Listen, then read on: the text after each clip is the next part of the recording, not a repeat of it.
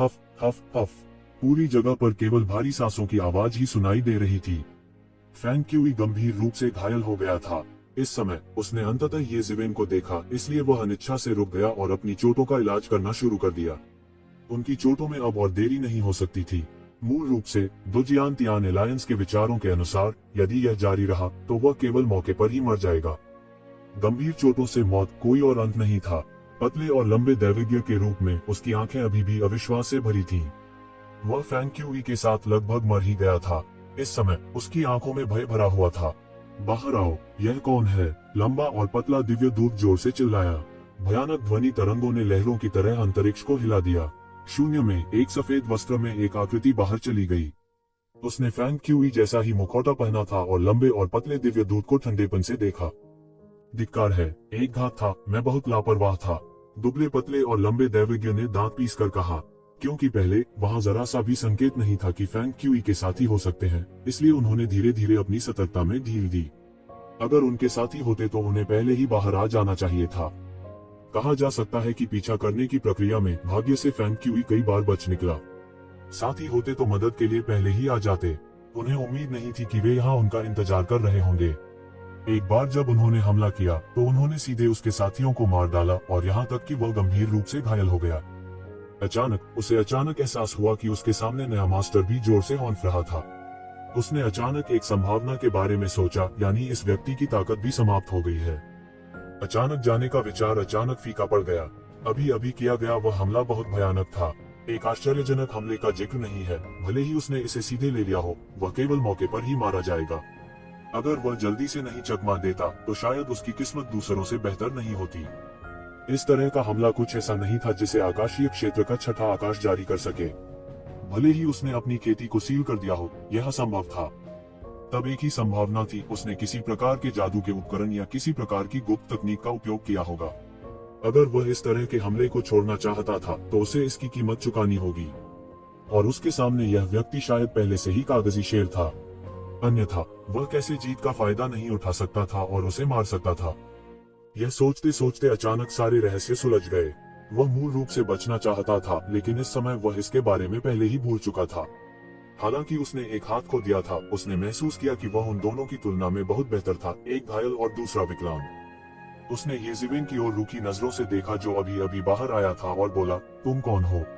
मैंने तुम्हें पहले कभी क्यों नहीं देखा? क्या तुम नए सदस्य हो?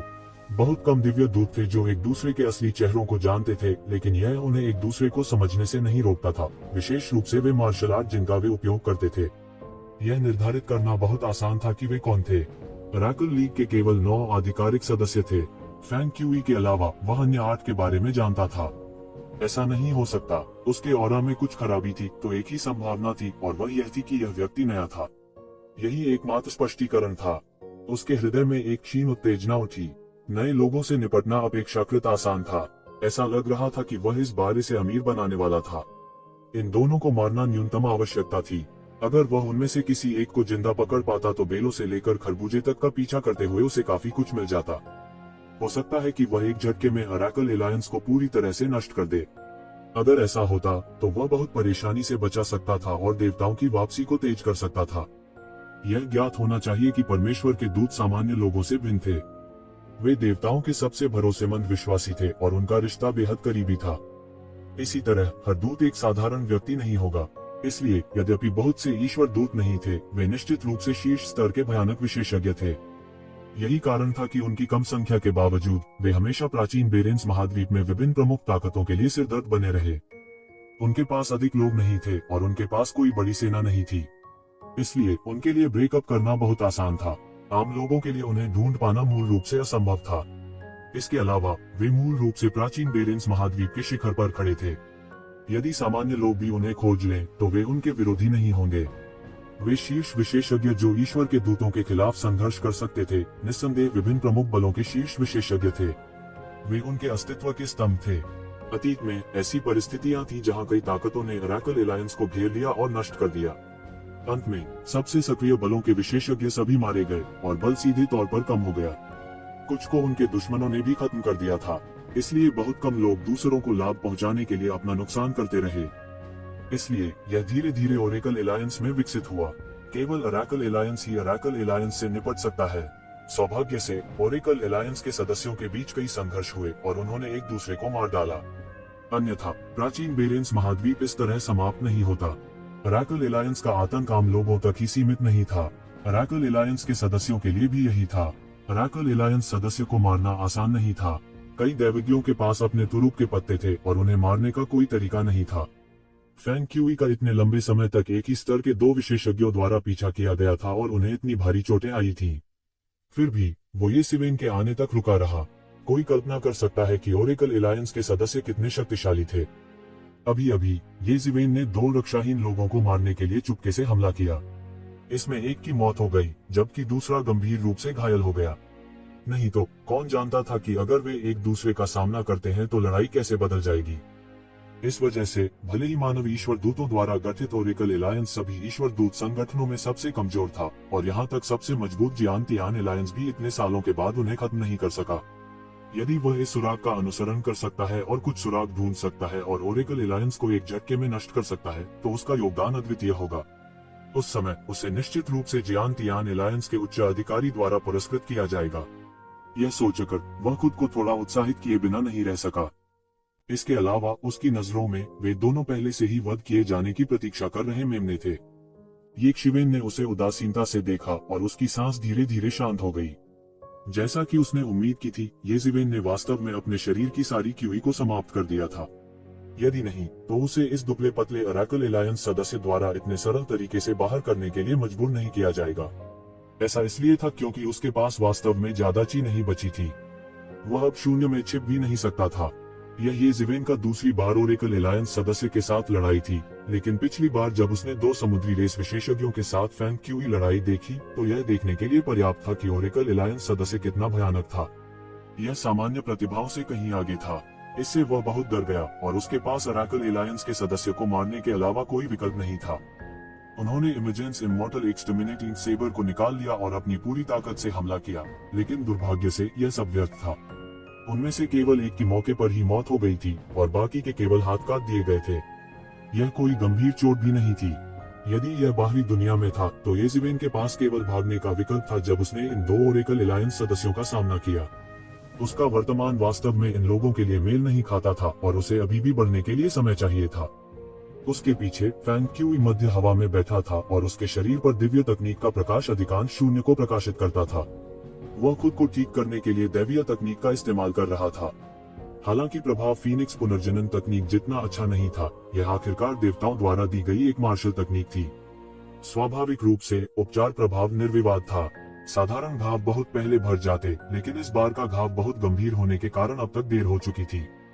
नवागंतुक, मैं आपको आज्ञाकारी रूप से आत्मसमर्पण करने की सलाह देता हूं। यदि आप अपने ओरेकल एलायंस के बारे में कुछ जानकारी प्रकट कर सकते हैं तो शायद यह उपयोगी होगा और आपको फर्स्ट हेवन एलायंस से परिचित कराया जा सकता है। लेकिन एक हाथ ऊर्जा से बना है। हालांकि यह सिर्फ ऊर्जा से बना एक हाथ था, लेकिन इसकी ताकत एक भौतिक शरीर से कमजोर नहीं थी। यह भी एक विरासत में मिली खेती की तकनीक थी जो उनके भगवान ने दी थी। उसने अपनी अहंकारी अभिव्यक्ति को बहाल करना जारी रखा और ये शिवेन को कृपालु दृष्टि से देखा, यह सोचकर कि जीत उसके हाथ में है। आज क्या हो गया है? क्यों आप सभी चाहते हैं कि मैं आत्मसमर्पण कर दूं और आप में से प्रत्येक को इतना विश्वास है कि मैं आत्मसमर्पण कर दूंगा? ये जिवेन ने ठंडी मुस्कान के साथ कहा। उसकी आवाज नकाब के माध्यम से दबी हुई लग रही थी और यह बताना मुश्किल था कि वह पुरुष थी या महिला। क्या आप हठपूर्वक विरोध करना चाहते हैं? मुझे पता है कि आपके पास कुछ रहस्य होने चाहिए, लेकिन क्या आपके पास अब जेन युआन नहीं है? पतले और लंबे ओरेकल एलायंस के सदस्य ने ये जिवेन की ओर ठंडी दृष्टि से देखा और कहा, जेन युआन के बिना तुम सिर्फ एक मेमना हो जो वध किए जाने की प्रतीक्षा कर रहा हो। क्या आप जानते हैं कि आखिरी व्यक्ति का क्या हुआ जिसने मुझे आत्मसमर्पण करने के लिए राजी करने की कोशिश की? ये जिवेन ने पतले और लंबे अराकल एलायंस सदस्य को देखा और पूछा। ओरेकल एलायंस के सदस्य के जवाब की प्रतीक्षा किए बिना ये जिवेन ने खुद से कहा, अब मैंने उसे पहले ही नरक भेज दिया है। क्यों, क्या तुम नीचे जाकर उसके साथ जाना चाहते हो? थोड़ा थोड़ा करके ये जिवेन का जेन युआन उबलने लगा और उसकी प्रभावशाली आभा भी धीरे धीरे ऊपर उठने लगी। थोड़ा बरामद, पतले और लंबे अराकल एलायंस के सदस्य ने ये जिवेन पर नजर डाली और शांति से कहा, क्या आपको लगता है कि मैं आपके विचारों को नहीं देख सकता? यह बात करते समय समय को रोकने की कोशिश करने और फिर जेन को ठीक करने के लिए अपने लिए अधिक समय खरीदने से ज्यादा कुछ नहीं है युआन, बस इतना ही। उस समय का क्या उपयोग है? इतने कम समय में अगर मैं आपको कई गुना अधिक समय भी दूं, तो भी यह बेकार होगा। आप मेरे विरोधी नहीं हैं। आज आप दोनों के भाग्य का फैसला हो चुका है। मैं मूल रूप से तुम्हें एक मौका देना चाहता था, लेकिन मुझे उम्मीद नहीं थी कि तुम दोनों इतने जिद्दी और जिद्दी हो जाओगे, इसलिए मुझे दोष मत दो। उद्धरण चिन्ह, तुम कुछ ज्यादा ही बकवास करते हो।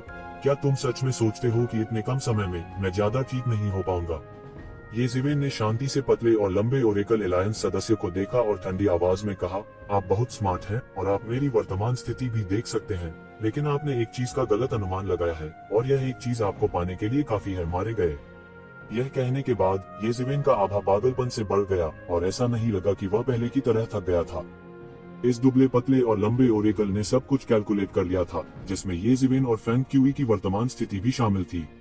हालांकि वह एक अंक चूक गया था, और वह थी ये शिवेन की रिकवरी स्पीड। उसके लिए यह सोचना असंभव था कि वास्तव में फीनिक्स रीजनरेशन तकनीक जैसी एक मार्शल आर्ट थी जो इतने कम समय में खुद को चरम अवस्था में वापस ला सकती थी। हालांकि समय की यह अवधि उसके लिए चोटी पर वापस आने के लिए पर्याप्त नहीं थी, लेकिन उसके लिए यह पर्याप्त था कि वह अपनी क्यूई के एक छोटे से हिस्से को पुनः प्राप्त कर ले, जो उसके लिए एक लड़ाई लड़ने के लिए पर्याप्त था। हो सकता है कि यह छोटी सी चूक सामान्य समय में कोई बड़ी बात न हो, लेकिन इस समय यह सबसे घातक बिंदु बन सकता है। इस समय उस दुबले पतले ऊंचे दैवज्ञ की आंखों में भी कुछ भयावह अभिव्यक्ति झलक रही थी। येज़ेबेल की त्वचा की देखभाल की गति अभी भी उसकी अपेक्षाओं से कहीं अधिक थी, और फिर उसकी आंखों में एक तेज रोशनी चमकी। येज़ेबेल के ठीक होने की गति बहुत तेज थी, लेकिन इस वजह से वह उसे इस तरह ठीक होने नहीं दे सकता था। बूम! इस पतले और लंबे ओरेकल ने एक कदम आगे बढ़ाया और एक जोरदार आभा तुरंत बह निकली। उसके शरीर की क्यूई और रक्त एक पल में बढ़ गया, और एक प्रकार का हल्का दैवीय दबाव था जिसने येशिवेन को ढक लिया। उसके हाथ में कांसे का लंबा ब्लेड भनभनाने लगा, और उसमें उबल रहे एक भयंकर जानवर की बेहोश दहाड़ थी। और उसके शरीर के चारों ओर एक भयानक ऊर्जा घनीभूत हो गई, जिसने पूरी दुनिया को मौके पर ही चकनाचूर कर दिया। एक विशाल आभा बह गई, सभी दिशाओं में फैल गई। यह अविश्वसनीय था। यह एक भगवान की शक्ति की तरह था। शुआ, उसने अचानक एक कदम उठाया और उसका शरीर सुनहरी रोशनी से चमक उठा। उसका शरीर तुरंत गायब हो गया, और जब वह फिर से प्रकट हुआ तो वह पहले ही येशिवेन के सामने आ चुका था। लंबा ब्लेड अचानक कट गया, अपने साथ एक असीम गति लेकर आया, विशाल और अस्पष्ट, मानो दुनिया अलग हो रही थी, और 300 मील बह गया। और इस समय येशिवेन ने सीधे हवा में इशारा किया, स्काई शेकिंग फॉर्म। हवा पागलों की तरह कांपने लगी, मानो यह कोई चित्र स्क्रॉल हो। यह मुड़ा और फिर चकनाचूर हो गया, और ऊर्जा की एक भयानक शक्ति निकली, विशाल विस्तार के माध्यम से ब्लेड से मिलने के लिए। बूम! भयानक ब्लेड की रोशनी और उंगली की ऊर्जा हवा में टकराई, सब कुछ बिखर गया। अंतरिक्ष पानी की सतह की तरह था, बेतहाशा उतार चढ़ाव। फिर धारण करने में असमर्थ, इतनी बड़ी मात्रा में ऊर्जा को समाहित करने में असमर्थ, यह पूरी तरह से बिखर गया। दोनों के बीच की लड़ाई एक दिव्य प्राणी की तरह थी। मूल रूप से दिव्य क्षेत्र की छठी परत को एक बहुत बड़ी दहलीज और एक शिखर अवस्था भी कहा जा सकता है। इसके अलावा उन दोनों के पास देवताओं की विरासत थी, इसलिए वे इस क्षेत्र में शीर्ष व्यक्ति थे। हालांकि येशिवेन ने अभी तक दिव्य क्षेत्र की छठी परत में कदम नहीं रखा था, लेकिन उनकी लड़ाई की ताकत को पहले से ही इस क्षेत्र में अजेय राजा के रूप में माना जा सकता था, जो दिव्य क्षेत्र की 7वीं परत के दिग्गजों के बाद दूसरे स्थान पर था। इस प्रकार जैसे ही उन दोनों ने आपस में मारपीट की, आकाश टूट गया और पृथ्वी फट गई। यह असाधारण रूप से तीव्र था। इसके अलावा उन दोनों ने बिल्कुल भी पीछे नहीं हटे। वास्तव में वे एक दूसरे को मारना चाहते थे। इस समय तो स्थिति और भी दयनीय हो गई थी। यह एक भयानक टक्कर थी। दोनों पक्ष बिना किसी विराम के आघातों का आदान प्रदान कर रहे थे, विशेष रूप से वह लंबा और पतला दिव्य दूत। उसने येशिवेन को ठीक होने देने की हिम्मत नहीं की। बूम! यह एक और भयानक टक्कर थी। वह लंबा और पतला दिव्य दूत बार बार पीछे हट गया, उसका चेहरा राख हो गया था। वो वास्तव में येशिवेन को नीचे नहीं गिरा सका। इसके विपरीत उसका हाथ कमजोर पड़ रहा था। हालांकि उसकी भुजा केवल ऊर्जा से संघनित थी, शक्ति के मामले में वह देह से हीन नहीं थी, और देह से भी अधिक अत्याचारी थी। अप्रत्याशित रूप से वह टक्कर में नुकसान में था, और बेहोशी से उसका पूरा हाथ गिरने वाला था। यदि वह मांस होता तो वह अब तक हड्डियों को तोड़ चुका होता, खून के छींटे निकल आते और मांस बुरी तरह से विकृत हो जाता। येशिवेन को देखते हुए उसकी आंखों में डर था, लेकिन उससे भी ज्यादा मारने का इरादा था। येशिवेन का प्रदर्शन जितना उत्कृष्ट था, उससे येशिवेन से उतना ही अधिक डर था, इसलिए उसे उससे जल्दी से निपटना था। उसके हाथ में लंबा ब्लेड भनभनाया और एक क्रूर जानवर की दहाड़ सुनाई दी। उसने एक कदम आगे बढ़ाया और येशिवेन की ओर एक और हमला किया। उसके शरीर का सारा रक्त बहने लगा और स्वर्ण दिव्य शक्ति ने उसे ढंक लिया। यह ऐसा था मानो वह कोई देवता हो जो दुनिया में अवतरित हुआ हो। आज मैं तुम्हें तुम्हारे शरीर को दफनाने के लिए जगह के बिना मरवा दूंगा। वह एक घायल जानवर की तरह दहाड़ा और कृपाण ऊर्जा बेतहाशा बह गई, जिससे कृपाण ऊर्जा का समुद्र बन गया। उसमें मौजूद दैवीय शक्ति उबल पड़ी और तुरंत एक शिवेन को ढक लिया। यह ऐसा था मानो कृपाण ऊर्जा की एक वास्तविक दुनिया बन गई हो और यह अतुलनीय रूप से चौंकाने वाला था। पल भर में सारा विशाल आकाश टुकड़ों में कट गया। कृपाण ऊर्जा का यह बड़ा विस्तार तुरंत एक विशाल जाल में संघनित हो गया, जिसने येज़ेबेल को ढक लिया, उसके भागने के सभी मार्गों को सील कर दिया, उसे सांस लेने का जरा सा भी मौका नहीं दिया। येज़ेबेल ने जोर से चिल्लाया, हाथ उठाया और अपनी उंगली उठाई। अंतहीन जेन युआन अपनी उंगलियों से फूट पड़ा और भयानक ऊर्जा का एक घेरा समुद्र की लहरों की तरह सभी दिशाओं में फैल गया। अंतहीन ब्लेडकी ने एक शिवेन से संपर्क भी नहीं किया था जब वह इस ऊर्जा द्वारा सीधे टुकड़ों में तोड़ दिया गया था। फिर येज़ेबेल की उंगली आकाश में छेद कर गई और सीधे लंबे और दुबले पतले दिव्य दूत की ओर चली गई। डाकुओं को पकड़ने के लिए सबसे पहले नेता को पकड़ना होगा, उसे मारने से मौजूदा संकट दूर हो जाएगा। गड़गड़ाहट, पागल विस्फोटों की एक श्रृंखला और कृपाण ऊर्जा से भरे आकाश ने सीधे येज़ेबेल को ढक लिया और उसे ढक लिया, बारिश की तरह नीचे बह गया और सीधे येज़ेबेल के शरीर पर गिर गया। आकाश ढह गया और अंतहीन धुआं और धूल उठी और ऊर्जा बेतहाशा बह गई। उस लंबे और पतले दिव्य दूत ने शून्य में देखा और देखा कि अंतहीन ऊर्जा तूफान में येज़ेबेल के शरीर ने एक प्राचीन कड़ाही का निर्माण किया था जो उसमें उसकी रक्षा कर रहा था। अनंत ऊर्जा तरंगों को उसके शरीर पर गिरने का कोई रास्ता नहीं था और इसके विपरीत वे सभी उसके शरीर से 3 फीट दूर पूरी तरह से नष्ट हो चुकी थी। यह कैसे संभव है? वह थोड़ा सहम गया और थोड़ा डरा हुआ भी।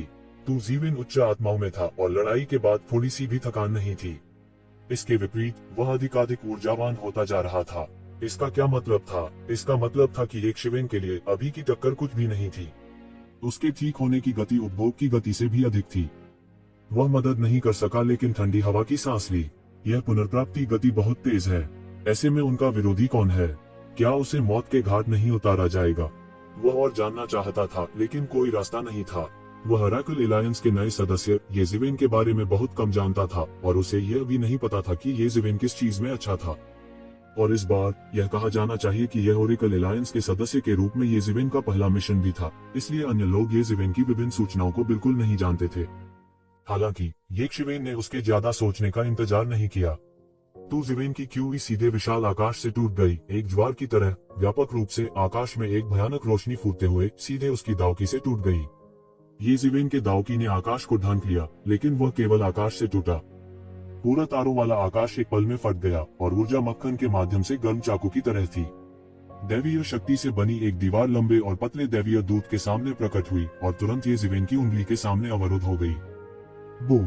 यह एक उल्कापिंड की तरह था जो मैग्मा में धंस रहा था, जिससे असीम लहरें उठ रही थी। अंत में येज़ेबेल की ऊर्जा अभी भी अपनी उड़ान के अंत में एक तीर थी और यह दैवीय शक्ति से बनी इस दीवार को भेदने के लिए पर्याप्त नहीं थी। उस दुबले पतले और लंबे दैवज्ञ के पास सांस लेने का भी समय नहीं था, लेकिन उसे नहीं पता था कि कब एक शिवेन उसके सामने आ गई थी। उसे अपने सामने केवल एक धुंधलापन महसूस हुआ और एक शिवेन पहले ही उसके सामने आ चुकी थी। इतनी तेजी! वह अपने दिल में चुपके से चौंक गया था और उसके पास ब्लॉक करने के लिए केवल अपना हाथ उठाने का समय था, लेकिन उसने देखा कि एक तलवार की रोशनी सीधे विशाल आकाश से टूट रही है और उसकी बांह पर गिर गई।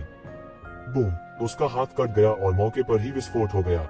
वह ऊर्जा शाखा अंततः पूरी तरह से समर्थन नहीं कर सकी और उसे एक शिवेन की तलवार से काट दिया गया। हालांकि इसने उन्हें कुछ समय भी दिया। येज़ेबेल की तलवार की रोशनी की सीमा से बचते हुए उसका शरीर सीधे सैकड़ों फीट पीछे चला गया। ठीक इसी क्षण जब वह आखिरकार बड़ी मुश्किल से अपनी सांस लेने में सक्षम हुआ, एक भाला अचानक आकाश से टकराया और उसकी ओर झपटा। पूछी, हालांकि लंबे और पतले दिव्य दूत ने बचने की पूरी कोशिश की थी, फिर भी भाले से बचने का कोई उपाय नहीं था। इस भाले से उसकी दूसरी बची हुई भुजा भी उसी स्थान पर चुभ गई और भयानक मर्मज्ञ शक्ति ने उसके पूरे शरीर को उड़ा दिया और उसे दीवार में गंभीर रूप से ठोक दिया गया। बूम! उसका पूरा शरीर दीवार में धंस गया और एक मानव आकार का गड्ढा बन गया। मत खांसी, मुझे कम मत समझना, फैंग क्यूई, जो बगल में स्वास्थ्य लाभ कर रहा था, ने अचानक कहा। जिस व्यक्ति ने अभी अभी हमला किया था वह कोई और नहीं बल्कि फैंग क्यूई था। हालांकि फैंग क्यूई का एक आवारा कुत्ते की तरह पीछा किया गया था, लेकिन संक्षेप में वह अभी भी एक अत्याचारी दिव्य दूत था। यह केवल इसलिए था क्योंकि उसने एक ही स्तर के 2 विशेषज्ञों का सामना किया था जिससे वह इतनी कठिन स्थिति में था। आमने सामने की लड़ाई में वह कभी किसी से नहीं डरा था। यहाँ तक जब वह ठीक हो रहा था तब भी उसकी दृष्टि सटीक थी और उसने तुरंत हमला किया, तेज, सटीक और निर्दयी। जब लंबा और पतला दिव्य दूत लगभग भूल गया था कि वह पंख था, फैंग क्यूई ने हमला किया और उसे एक झटके में मार डाला। लंबे और पतले दिव्य दूत ने थोड़ा संघर्ष किया, लेकिन यह बेकार था। इस कांसे के भाले में सर्वोच्च शक्ति थी, जैसे देवताओं द्वारा इस्तेमाल किया जाने वाला हथियार। एक बार जब वह इसके द्वारा कील ठोंक दिया गया तो वह थोड़े समय में बच नहीं पाएगा। और इस समय ये शिवेन पहले ही मारने के लिए दौड़ पड़ी थी। हालांकि उसके और फैंग क्यूई के बीच मौन समझ नहीं थी, लेकिन उसकी गति सब कुछ ठीक करने के लिए पर्याप्त थी। स्वॉर्ड की मध्य हवा में फैल गया, एक स्वॉर्ड लोट्स बना जो मौके पर गिर गया और सीधे दिव्य दूत की ओर चला गया। यह भगवान का दूत गर्जना कर रहा था और उसकी आकृति अचानक उछल पड़ी। उसने येज़ेवेन की घातक तलवार कमल को चकमा दिया। बूम! सभी दिशाओं में अंतहीन धुआं और धूल फैल गई।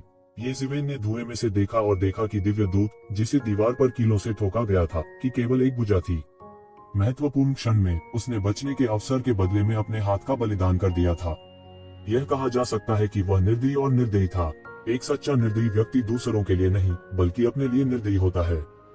इसमें कोई संदेह नहीं था कि यह पतला और लंबा ओरेकल ऐसी शर्तों को पूरा करता था। वह बिल्कुल क्रूर और निर्दयी था। उसने फैंग क्यूई के लिए थोड़ी सी भी दया नहीं दिखाई और अब वह येज़ेवेन के प्रति क्रूर और निर्दयी होने से नहीं हिचकिचाया। उस पल में ऐसा निर्णय लेने में सक्षम होने के लिए उन्हें निश्चित रूप से उनकी पीढ़ी का एक क्रूर व्यक्ति कहा जा सकता है। फैंग क्यूई ने देखा कि वह उसे एक झटके में मारने में सक्षम नहीं था और वह कुछ हद तक अविश्वास में भी था। हफ हफ, वह पतला और लंबा दैवज्ञ लगातार हवा में हाँफ रहा था और यहाँ तक कि उसकी सांस में भी खून की गंध थी। यह देखा जा सकता था कि उनकी चोटें अब किस हद तक थीं। लेकिन उसके पास कोई विकल्प नहीं था और कोई रास्ता नहीं था। एक घातक आघात से बचना आसान नहीं था और इस समय उसका दिल अतुलनीय रूप से खुश था कि वह एक शिवेन के हाथों मर गया होता। उसने टूटी भुजा से खून बहना बंद कर दिया और थोड़ा थोड़ा करके ऊर्जा हाथ वापस बढ़ गया।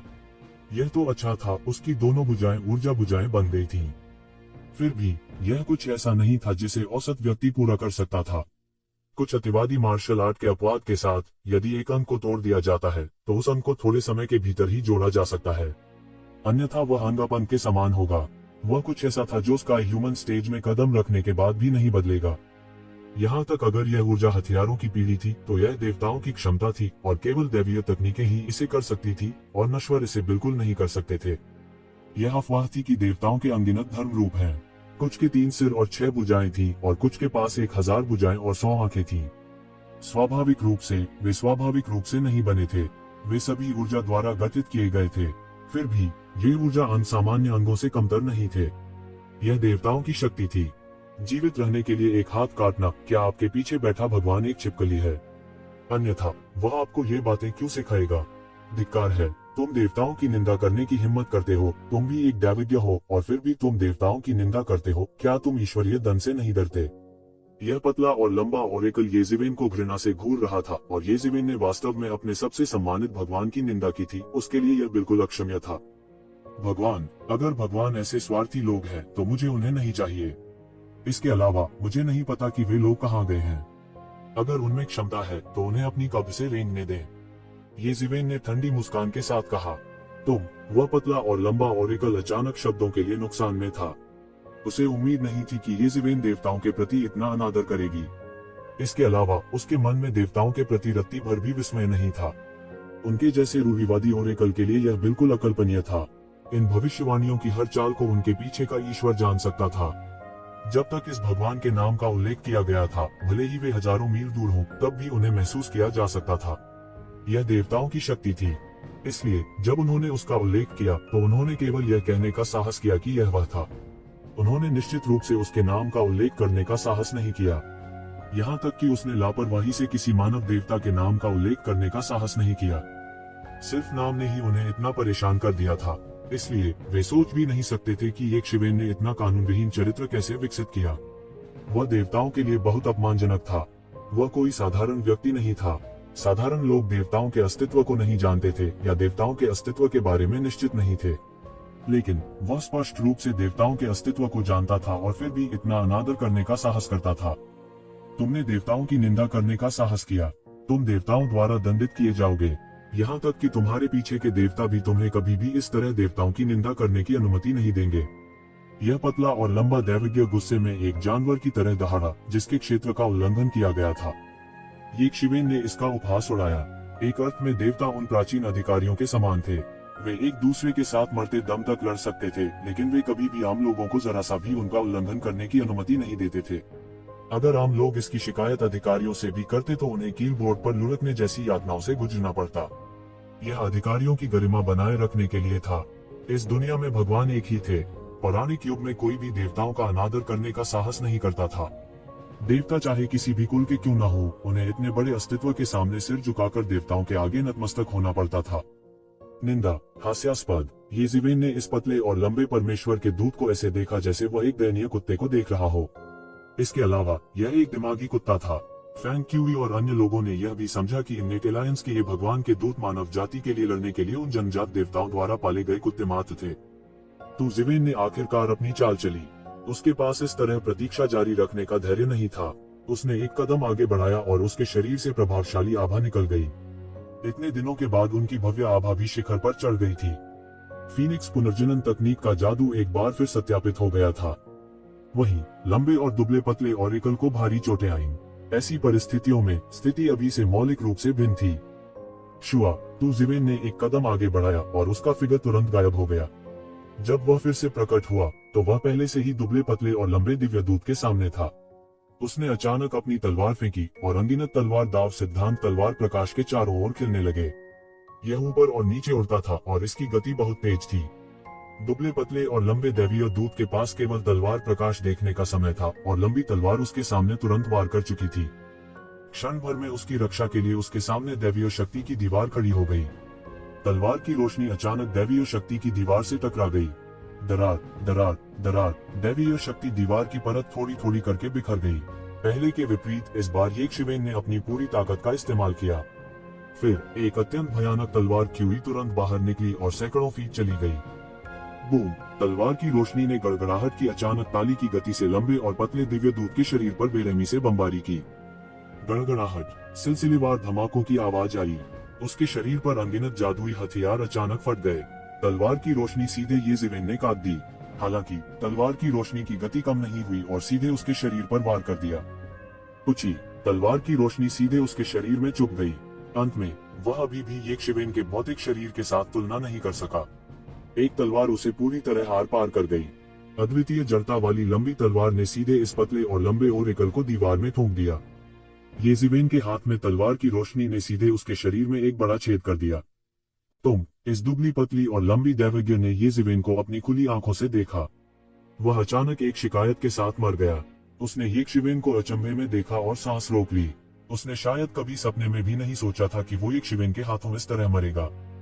भगवान के इस दूत को मारने के बाद येजिवेन ने राहत की सांस ली। वह भगवान के इस दूत की संपत्ति की खोज करने ही वाला था कि अचानक एक जोर का धमाका हुआ और यह भगवान का दूत सीधे खून की धुंध में फट गया। भयानक झटके की लहर ने सीधे येशिवेन को सैकड़ों मीटर दूर उड़ा दिया। उसके मुंह के कोने से थोड़ा सा खून बहने लगा। उसे विश्वास नहीं हो रहा था कि क्या हो रहा है। शायद उसके शरीर में आत्म सुरक्षा कार्यक्रम सक्रिय हो गया है। कुछ देवताओं ने अपनी विरासत को बाहरी लोगों तक लीक होने से रोकने के लिए सीधे अपनी आत्मा का एक टुकड़ा अपने ओरेकल के शरीर में दफन कर दिया।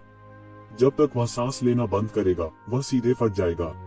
अगर कोई बहुत करीब है तो वे उसके द्वारा आसानी से मारे जा सकते हैं। इस समय फैंग क्यूई की आवाज आई और बोली। येजिवेन कुछ स्तब्ध थी। यह वाकई शातिर था। यदि वह क्षण भर पहले इस लंबे और दुबले पतले भगवान के दूत से लड़ता तो बहुत संभावना थी कि इस तरह के विस्फोट से उसकी मौके पर ही मौत हो जाती। वास्तव में यह बहुत संभावना थी कि वह गंभीर रूप से घायल हो गया होता। उस स्थिति में वह उनके लिए चला जाता और घर आ जाता। हालांकि उनका अत्याचारी शरीर आखिर असाधारण था। पल भर में ही उसने खौलते खून को दबा दिया था और लगभग ठीक हो गया था। आप ठीक है न? यक्षिवेन ने फैंग क्यूई को देखा और पूछा। अभी कहा जा सकता है कि उनका शरीर अच्छी जगह पर नहीं है। इस समय उनका शरीर अभी भी प्रकाश की रंगीन किरणों का उत्सर्जन कर रहा था। वह अपनी चोटों को ठीक करने के लिए लगातार दैवीय तकनीक का संचालन कर रहा था। हालांकि कुछ समय पहले की तुलना में एक महत्वपूर्ण सुधार हुआ है। हाँ, मैं लगभग मर गया, फैंग क्यूई ने कहा। यक्षिवेन थोड़ा शर्मिंदा थी। वह देर से आया और फैंग क्यूई को ऐसी स्थिति में ला दिया। नहीं तो उसकी ऐसी स्थिति न होती। क्या आपको दिव्य उपकरण मिला? येजिवेन ने पूछा। बेशक, अन्यथा वे पागल कुत्तों की तरह मेरा पीछा नहीं कर रहे होते। फैंग क्यूई ने उपहास के साथ कहा, कोई बात नहीं, यह स्वस्थ होने के लिए अच्छी जगह नहीं है। ये जिवेन ने कहा, अब इस गुफा हवेली में एक लाश हर जगह लोगों का पीछा कर रही है। अगर यह आपको नहीं मिला होता तो मैं पहले ही निकल चुका होता। लानत है, तुमने ऐसा पहले क्यों नहीं कहा? जल्दी करो और जाओ। फैंग क्यूई ने जल्दी से कहा। उन्होंने व्यक्तिगत रूप से ये शिवेन के लड़ने के कौशल को देखा था। उन्हें डर था कि सेलेस्टियल बीम दायरे की छठी स्वर्गीय परत में एक योग्य प्रतिद्वंद्वी से मिलना उनके लिए मुश्किल होगा। तो इस जोबी की ताकत भयानक रूप से मजबूत होनी चाहिए। हालांकि बाहरी लोगों को अमर की गुफा में प्रवेश करने के लिए दिव्य अस्तित्व की छठी स्वर्गीय परत में अपनी ताकत को सील करना पड़ा था, लेकिन अमर की गुफा में मूल प्राणियों के पास यह प्रतिबंध नहीं था, ठीक उस शक्तिशाली पवन किलिंग की तरह। ये जिवेन को इससे इतना डरने के लिए इसमें शायद दिव्य क्षेत्र के छठे आसमान के मालिक को चीरने की ताकत थी। वह इस बिंदु पर बहुत आश्वस्त थे। दोनों बदहवास होकर बाहर भागने लगे। निश्चित रूप से गुफा के प्रवेश द्वार के पास एक अतुलनीय विशाल जोबी बेरहमी से मार रहा था, सीधे गुफा के प्रवेश द्वार को अवरुद्ध कर रहा था, जिससे लोगों का गुजरना असंभव हो गया था। यह लाश लगातार दहाड़ रही थी, इसकी दहाड़ सभी दिशाओं को हिला रही थी। भले ही गुफा का प्रवेश द्वार बहुत बड़ा था और सामान्य परिस्थितियों में इसे पूरी तरह से बंद करना असंभव होता। हालांकि इस जोबी ने पहले ही खुद को बड़ा कर लिया था और धार्मिक विश्व जादू शक्ति का इस्तेमाल किया था। इतने विशाल शरीर के साथ इसने गुफा के प्रवेश द्वार को सीधे बंद कर दिया। बहुत से लोग बचना चाहते थे, लेकिन यह असंभव था। इस समय गुफा में कई स्वामी इस भयंकर राक्षस का सामना करने में डर महसूस करने से खुद को रोक नहीं पाए। पवित्र शक्ति, इतना बड़ा जानवर कैसे अस्तित्व में आया? फैंग क्यूई ने अपने सामने विशाल राक्षस को देखा और कहने से खुद को रोक नहीं सका। ये जिवेन कुछ शर्मिंदा हुई। ऐसा लग रहा था कि उसके गुफा में घुसने के बाद यह ज़ॉम्बी म्यूटेट हो गया था। हालांकि उसने इसे नहीं छुपाया और सीधे फैंग क्यूई को बताया। तो यह इस गुफा हवेली का मालिक है, 5 एलिमेंट सुप्रीम। मुझे उम्मीद नहीं थी कि यह वही होगा। फैंग क्यूई ने अपनी आंखें सिकोड़ ली और कहा, मैं समझता हूँ, 5 एलिमेंट सुप्रीम के जोबी में नहीं बदलने का कारण शायद विंड किलिंग की वजह से है। पवन किलिंग दुनिया का शुभ जानवर है और सभी बुरी आत्माओं को दबा देता है। इसलिए भले ही 5 एलिमेंट सुप्रीम अनगिनत वर्षों से मृत है, फिर भी वह एक जोबी में नहीं बदला। हालांकि विंड किलिंग अभी अभी निकला था और 5 एलिमेंट सुप्रीम एक जोबी में बदल गया था। फैंग क्यूई ने लगभग तुरंत कारण का अनुमान लगाया। अरे, इस स्तर के बिजली घर सबसे अधिक परेशानी वाले हैं। हालांकि उनके शरीर दुनिया के कानूनों द्वारा संरक्षित हैं और वे उस दायरे में पहुंच गए हैं जहां उनके शब्द कानून हैं। वे एक मिथक और एक किंवदंती हैं। उनका जीवन एक मिथक और एक किंवदंती है। सूरज के संपर्क में आने के बाद एक सामान्य व्यक्ति के जोबी में बदलने की संभावना की तुलना में उनके जोबी में बदलने की संभावना लगभग कम है। हालांकि आप यह भी जानते हैं कि इस स्तर के बिजली घरों को दुनिया के नियमों द्वारा संरक्षित किया जाता है और उनके शरीर का क्षय होना बेहद मुश्किल होता है। इसलिए अंतिम परिणाम एक लंबी रात और कई सपने हैं। यह कितना भी असंभव क्यों न हो, जब तक एक छोटी सी संभावना है, अंततः यह एक भयानक दुर्घटना का कारण बन सकता है। ये जिवेन ने सिर हिलाया। यह वाकई बहुत तकलीफदेह था। उनकी लाशों को लाश में बदलना वाकई बहुत मुश्किल था। हालांकि 100 साल, 1000 साल, 10,000 साल या यहाँ तक कि 100,000 साल के बारे में क्या? जब तक लाशें अमर थी, संभावना थी कि वे लाश में बदल जाएंगी। 100,000 वर्ष बहुत लंबा था। इतने लंबे समय में एक छोटी सी संभावना भी 100% घटना बन जाएगी। इसलिए विभिन्न बलों के बुजुर्ग अक्सर उनकी लाशों को खंडित करने और दिव्य उपकरणों के अभ्यास के लिए सामग्री के रूप में उपयोग करने का आदेश देते थे। अन्यथा वे अपनी मृत्यु से पहले बस ताव में बदल जाते और दुनिया के कानून में गायब हो जाते। या यदि बहुत देर हो चुकी होती तो युवा पीढ़ी के शिष्य भी उन्हें ताव में बदलने में मदद करते। संक्षेप में, यदि लाशों को पीछे छोड़ दिया जाता तो वे अंत में लाश में नहीं बदल सकते थे। हालांकि एक बार जब वे लाश में बदल गए तो इस स्तर की लाश निस्संदेह बेहद भयानक होगी और एक विशाल ज़ॉम्बी साम्राज्य में बदल सकती है। गर्जन, 5 एलिमेंट सुप्रीम की दहाड़ जो एक लाश में बदल गई थी, गुफा के प्रवेश द्वार को पागलपन से हिला दिया, जिससे हर कोई कांप उठा। इस बार क्या हम सब यहाँ मरने जा रहे हैं? क्या हम सबका सर्वनाश होने वाला है? किसी ने डरते हुए कहा।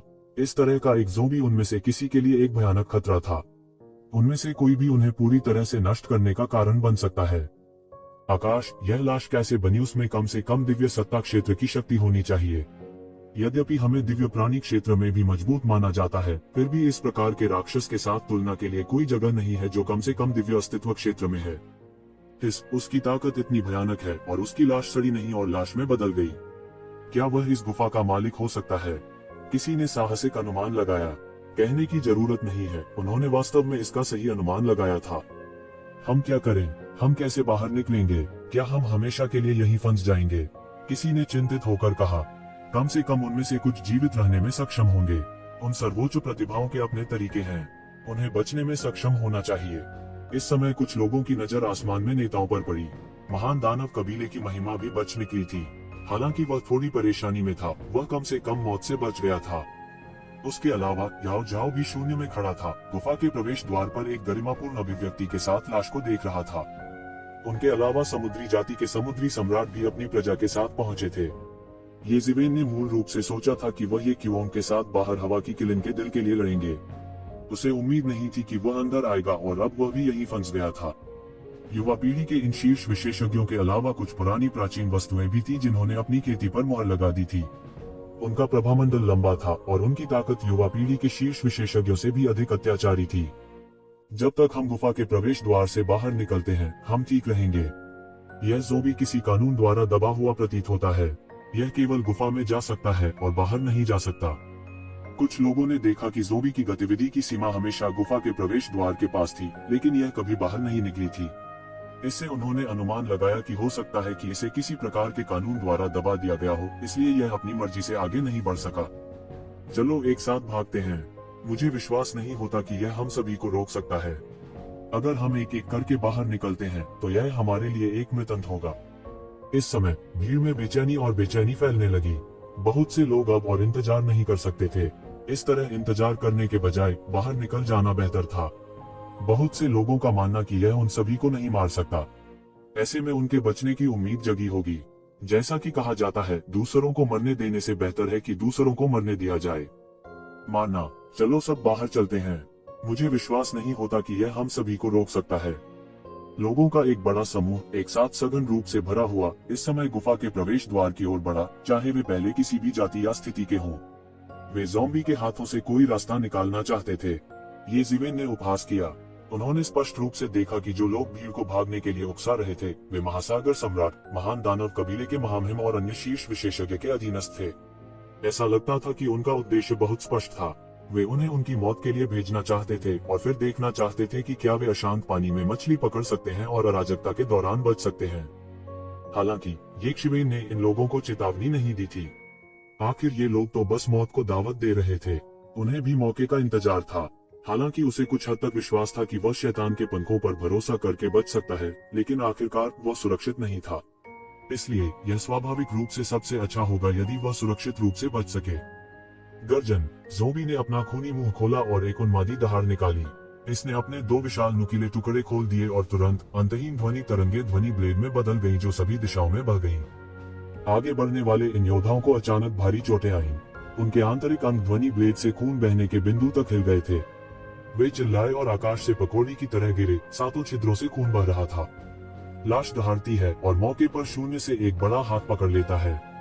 जो लोग गिरे थे वे तुरंत मौके पर ही पकड़े गए, खून के धुंध के बादल में कुचल गए और लाश द्वारा अवशोषित कर लिए गए। केवल कुछ अधिक शक्तिशाली लोग कान छिदवाने वाली राक्षसी ध्वनि का मुश्किल से विरोध कर सकते थे और बमुश्किल बड़े हाथ से बचते थे। इस समय उनके चेहरे पीले पड़ गए थे और जब उन्होंने इस दृश्य को देखा तो वे लगभग डर गए। इस प्रेत की ताकत बहुत भयानक थी। सबसे महत्वपूर्ण बात यह है कि ऐसा लगता है कि यह सिर्फ एक ज़ोंबी में बदल गया है, इसलिए यह ज़ोंबी पूरी तरह से विकसित आध्यात्मिक ज्ञान नहीं था और केवल वृत्ति के आधार पर कार्य कर सकता था। हालांकि उसका भौतिक शरीर अत्यंत मजबूत था, उसके पास कोई मार्शल आर्ट नहीं थी। उसके पिछले जीवन की मार्शल आर्ट की तो बात ही छोड़ दें। अन्यथा दोनों के एक साथ जुड़ जाने से यह ज़ोंबी वास्तव में भयानक होगा। यह अजेय होगा और यहाँ तक विभिन्न शक्तियों के परिवार के मुखिया भी इसका मुकाबला नहीं कर पाएंगे। लेकिन फिर भी कुछ पुरानी प्राचीन वस्तुओं के निर्णय के अनुसार केवल अपनी सहज प्रवृत्ति के साथ यह सामान्य दिव्य क्षेत्र के विशेषज्ञों को मारने में सक्षम होगा। ऐसे राक्षस से बचना आसान नहीं होगा। अब समय है, भागो। इस समय ग्रेट पैथिश दानव कबीले की महारानी ने एक आदेश दिया और उसके आसपास के कुछ शेष दानव विशेषज्ञ एक के बाद एक बाहर कूद गए। हालांकि उसके आसपास के विशेषज्ञों को मृत या घायल कहा जा सकता था। जो जीवित रह सकते थे वे सभी संभ्रांत थे। वे या तो आकाशीय क्षेत्र के छठे स्वर्ग के शिखर के विशेषज्ञ थे या पुरानी प्राचीन वस्तुएं जिनकी खेती सीलबंद थी। कोई फर्क नहीं पड़ता कि यह कौन सा था, वे काफी भयानक थे और उनके पास ज़ोंबी के मुंह से बचने के लिए पर्याप्त ताकत थी। उसी समय महासागर सम्राट याओ जाओ और येज़ेवेन जैसे विशेषज्ञों का एक बड़ा समूह उन्मादी रूप से बाहर निकल आया। ये जिवेन और फैंग क्यूई कोई अपवाद नहीं थे और वे दूसरों के साथ मौके पर ही निकल गए। केवल इस समय जब ज़ोंबी ने उन लोगों को कुचल दिया तो क्या एक छोटा सा अंतर होगा। इतने छोटे गैप का सभी को इंतजार था। हालांकि यह बहुत क्रूर था, यह वास्तविकता थी। इन लोगों के पास पर्याप्त ताकत नहीं थी और वे खजाने की खोज करना चाहते थे, इसलिए उन्हें तोप का चारा बनने के लिए तैयार रहना पड़ा। नहीं तो दुनिया में इतनी अच्छी चीज नहीं होती। गर्जन। ज़ोंबी ने पाया कि ये लोग वास्तव में उसकी नाक के नीचे से भागने की कोशिश कर रहे थे और तुरंत एक जोर से दहाड़ने लगा। ध्वनि तरंगे परत दर परत बढ़ गईं, लेकिन पिछले समूह की तुलना में इस समूह की ताकत स्पष्ट रूप से बहुत अधिक मजबूत थी। राक्षसी आवाज के सामने भी वे पूरी तरह से नहीं टूटे। हालांकि उन्होंने दर्द से अपने कान ढांक लिए, लेकिन यह बेकार था। इस तरह की राक्षसी ध्वनि लगभग एक पल में उनके शरीर में फैल गई और उनके आंतरिक अंग तुरंत हिल गए। सिर्फ कान ढकना बेकार था। इस ध्वनि तरंग का विरोध करने के लिए हर किसी के पास अपने जादू के औजारों का उपयोग करने के अलावा कोई विकल्प नहीं था। इस समय भयानक ज़ोंबी फिर से चला गया और सीधे एक बड़े हाथ से पकड़ लिया। सी रेस, डेमन रेस और ह्यूमन रेस के कई विशेषज्ञ जो समय रहते चकमा नहीं दे पाए, उन्हें मौके पर ही पकड़ लिया गया। एक जोरदार धमाके के साथ वे गिर गए और जमीन पर जोर से टकराए, हिलने डुलने में असमर्थ थे। उनके शरीर की सारी हड्डियां तोड़ दी गई थी और कुछ लोगों की तो सांसें भी थम गई थी। एक स्वर्ग के प्रतिद्वंद्वी स्तर के राक्षस का सामना करते हुए कोई भी भाग्य पर भरोसा नहीं कर सकता था।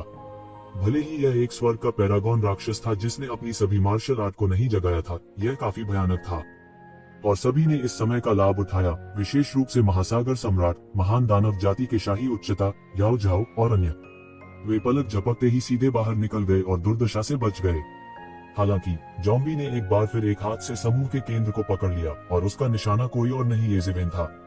ऐसा लग रहा था कि वह उससे बहुत नफरत करता है और दूसरों की परवाह किए बिना सीधे ही ज़िवेन को पकड़ लिया। लगता है इस लाश को कुछ याद आ गया है। उसे अभी भी याद था कि ज़िवेन उसके छिपे हुए खजाने को ले गई थी। इस समय यह सीधे ज़िवेन की ओर दौड़ा और ज़िवेन पर चढ़ गया। यह तेज और अत्यावश्यक था। लगभग एक ही पल में यह शून्य में घुस गया और ज़िवेन की पीठ पर चढ़ गया। इसका भौतिक शरीर अत्याचारी था। यह सीधे शून्य के माध्यम से पंजा मारता है जैसे कि यह पानी में पंजा हो। उतार चढ़ाव की एक लहर के बाद यह ज़िवेन के शरीर में धंस गया। यहाँ तक कि ज़िवेन के पास भी उस भयानक ज़ॉम्बी से बचने का कोई रास्ता नहीं था जो पहले से ही पागल हो चुका था और स्वर्गीय कानूनों के दायरे में पहुंच गया था। वह सीधे मौके पर पंजा था। टकराना, धातु के टकराने की आवाज आई। फिर ज़िवेन को तोप के गोले की तरह उड़ा दिया गया। यहाँ तक महासागर सम्राट और अन्य लोगों ने भी इस दृश्य पर दूसरी नजर डाली। इसकी वजह धातु के टकराने की आवाज थी। जिन लोगों को इस ज़ोंबी ने जकड़ा था वे सभी बिना किसी अपवाद के मौके पर ही फट गए थे। कई लोग तो उसकी दहाड़ की राक्षसी आवाज को भी नहीं झेल पाए, मौके पर पंजा मारना तो दूर की बात है। यदि कोई रैंकिंग सूची होती जो विशेष रूप से दुनिया में अत्याचारी भौतिक निकायों के साथ दौड़ की खोज करती है, तो लाश निश्चित रूप से उस पर होगी। इसके अलावा वे शीर्ष दौड़ में से एक होंगे। दौड़ की परवाह किए बिना यदि वे मृत्यु के बाद लाश में बदल गए तो उनके भौतिक शरीर निश्चित रूप से और भी अधिक अत्याचारी हो जाएंगे। यहाँ तक एक जाति जो जीवित रहते हुए बेहद कमजोर थी, मृत्यु के बाद भी बेहद हिंसक होगी। यदि यह एक ऐसी दौड़ थी जो स्वाभाविक रूप से ड्रैगन और टाइटन्स की तरह अत्याचारी थी, तो वे अंततः एक अजेय भौतिक शरीर के साथ एक अत्यंत भयानक ज़ोंबी राजा में बदल जाएंगे। हालांकि यह ज़ोंबी जब जिंदा था तो इंसान था, लेकिन इसकी शारीरिक ताकत पहले से ही इतनी अत्याचारी थी। स्वाभाविक रूप से इसका भौतिक शरीर ज्यादा बुरा नहीं होगा। इसके अलावा एक ज़ोंबी बनने के बाद यह मजबूत हो गया था, इसलिए इसकी शारीरिक शक्ति पहले से ही अकल्पनीय थी। इस समय उसके पंजे से ऐसी आवाज सुनाई दे रही थी। इससे यह अनुमान लगाया जा सकता है कि ज़िवेन का भौतिक शरीर भी भयानक रूप से अत्याचारी था। हालांकि उन्होंने केवल थोड़ा ध्यान दिया। आखिरकार ज़िवेन ने अभी भी ओरेकल अलायंस का लबादा और मुखौटा पहन रखा था। वे ज़िवेन की असली पहचान नहीं जानते थे, इसलिए उन्होंने उस पर बहुत अधिक ध्यान नहीं दिया। इस दुनिया में बहुत अधिक शक्तिशाली लोग थे। अगर उन्हें उन सब पर विशेष ध्यान देना होता तो उन्हें और कुछ करने की जरूरत ही नहीं पड़ती। दूसरों को क्या महसूस हुआ इसका जिक्र नहीं, अकेले ज़िवेन ने अपनी पीठ पर एक भारी झटका महसूस किया। उसके शरीर में एक भयानक शक्ति दौड़ गई और उसका पूरा शरीर मौके पर ही चकनाचूर हो गया। अचानक उसे अपने मुंह में मिठास महसूस हुई। वह अपने आप को नियंत्रित नहीं कर सका और सीधे मुंह से खून उगल दिया।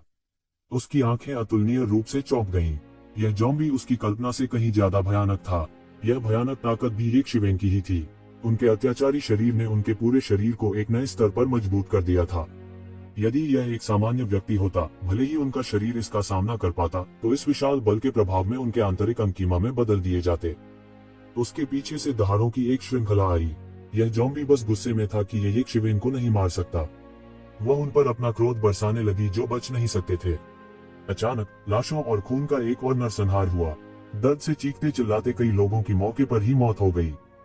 भले ही ज़ॉम्बी ने धर्म आइडल वर्ल्ड का उपयोग किया था, जिससे उसके शरीर का आकार बढ़ गया था, लेकिन उसकी गति बिल्कुल भी धीमी नहीं थी। वास्तव में यह अतुलनीय रूप से तेज था। इसके विशाल हाथ के एक झटके से बहुत कम लोग थे जो इससे बच पाए। सभी के पास महासागर सम्राट और अन्य लोगों की गति नहीं थी, जो थोड़ा सा अंतर होने पर बाहर खड़े हो सकते थे। नंबर 10, क्या तुम ठीक हो? फैंग क्यूई की चिंतित आवाज उसके कान में पड़ी। उसने ये शिवेन को पीठ पर थपथपाते हुए देखा था। यह बिल्कुल चौंकाने वाला था। यदि यह एक सामान्य व्यक्ति होता, तो उन्हें मौके पर ही मौत के घाट उतार दिया जाता। ये शिवेन ने कहा, मैं ठीक हूँ। मैं थोड़ी देर के लिए नहीं मरूंगा। पहले वापस जाओ और जादू उपकरण वापस लाओ। यह अधिक महत्वपूर्ण है। मैं थोड़ी देर आराम करने के बाद ठीक हो जाऊंगा। एक लंबी रात परेशानी ला सकती है। तो ठीक है। फैंग क्यूई ने अपने दांत पीस लिए और ये शिवेन को देखा। उसने यह भी महसूस किया कि ये शिवेन की बात समझ में आ रही थी। हालांकि जियान तियान एलायंस द्वारा भेजे गए 2 मास्टर्स ये शिवेन के हाथों दुखद रूप से मर गए थे, जो जानते थे कि उनके पास अन्य बैकअप योजनाएं हैं या नहीं। शायद वे अपनी मौतों के माध्यम से मिशन की विफलता के बारे में पहले ही जान चुके थे और उन्हें शिकार करने के लिए और अधिक स्वामी भेजेंगे। यदि जादू का उपकरण जियान तियान एलायंस के हाथों में पड़ गया, तो यह वास्तव में बुरा होगा। तो शिवेन गंभीर रूप से घायल हो गया था, लेकिन वह कुछ समय के लिए गंभीर संकट में नहीं होगा। वह पहले ही निकल सकता था। फैंग क्यूई को जाते हुए देखने के बाद ये शिवेन ने अपने शरीर में बढ़ती क्यूई और रक्त को जबरन दबा दिया। उसकी पीठ पर गहरा जख्म था। यह हरे रंग की लाश के जहर से ढका हुआ था और इसके चारों ओर का मांस पहले से ही सड़ा हुआ था। यह एक स्वर्गीय दायरे के ज़ोंबी द्वारा स्रावित लाश का जहर था। ये शिवेन ने इसे हल्के में लेने की हिम्मत नहीं की।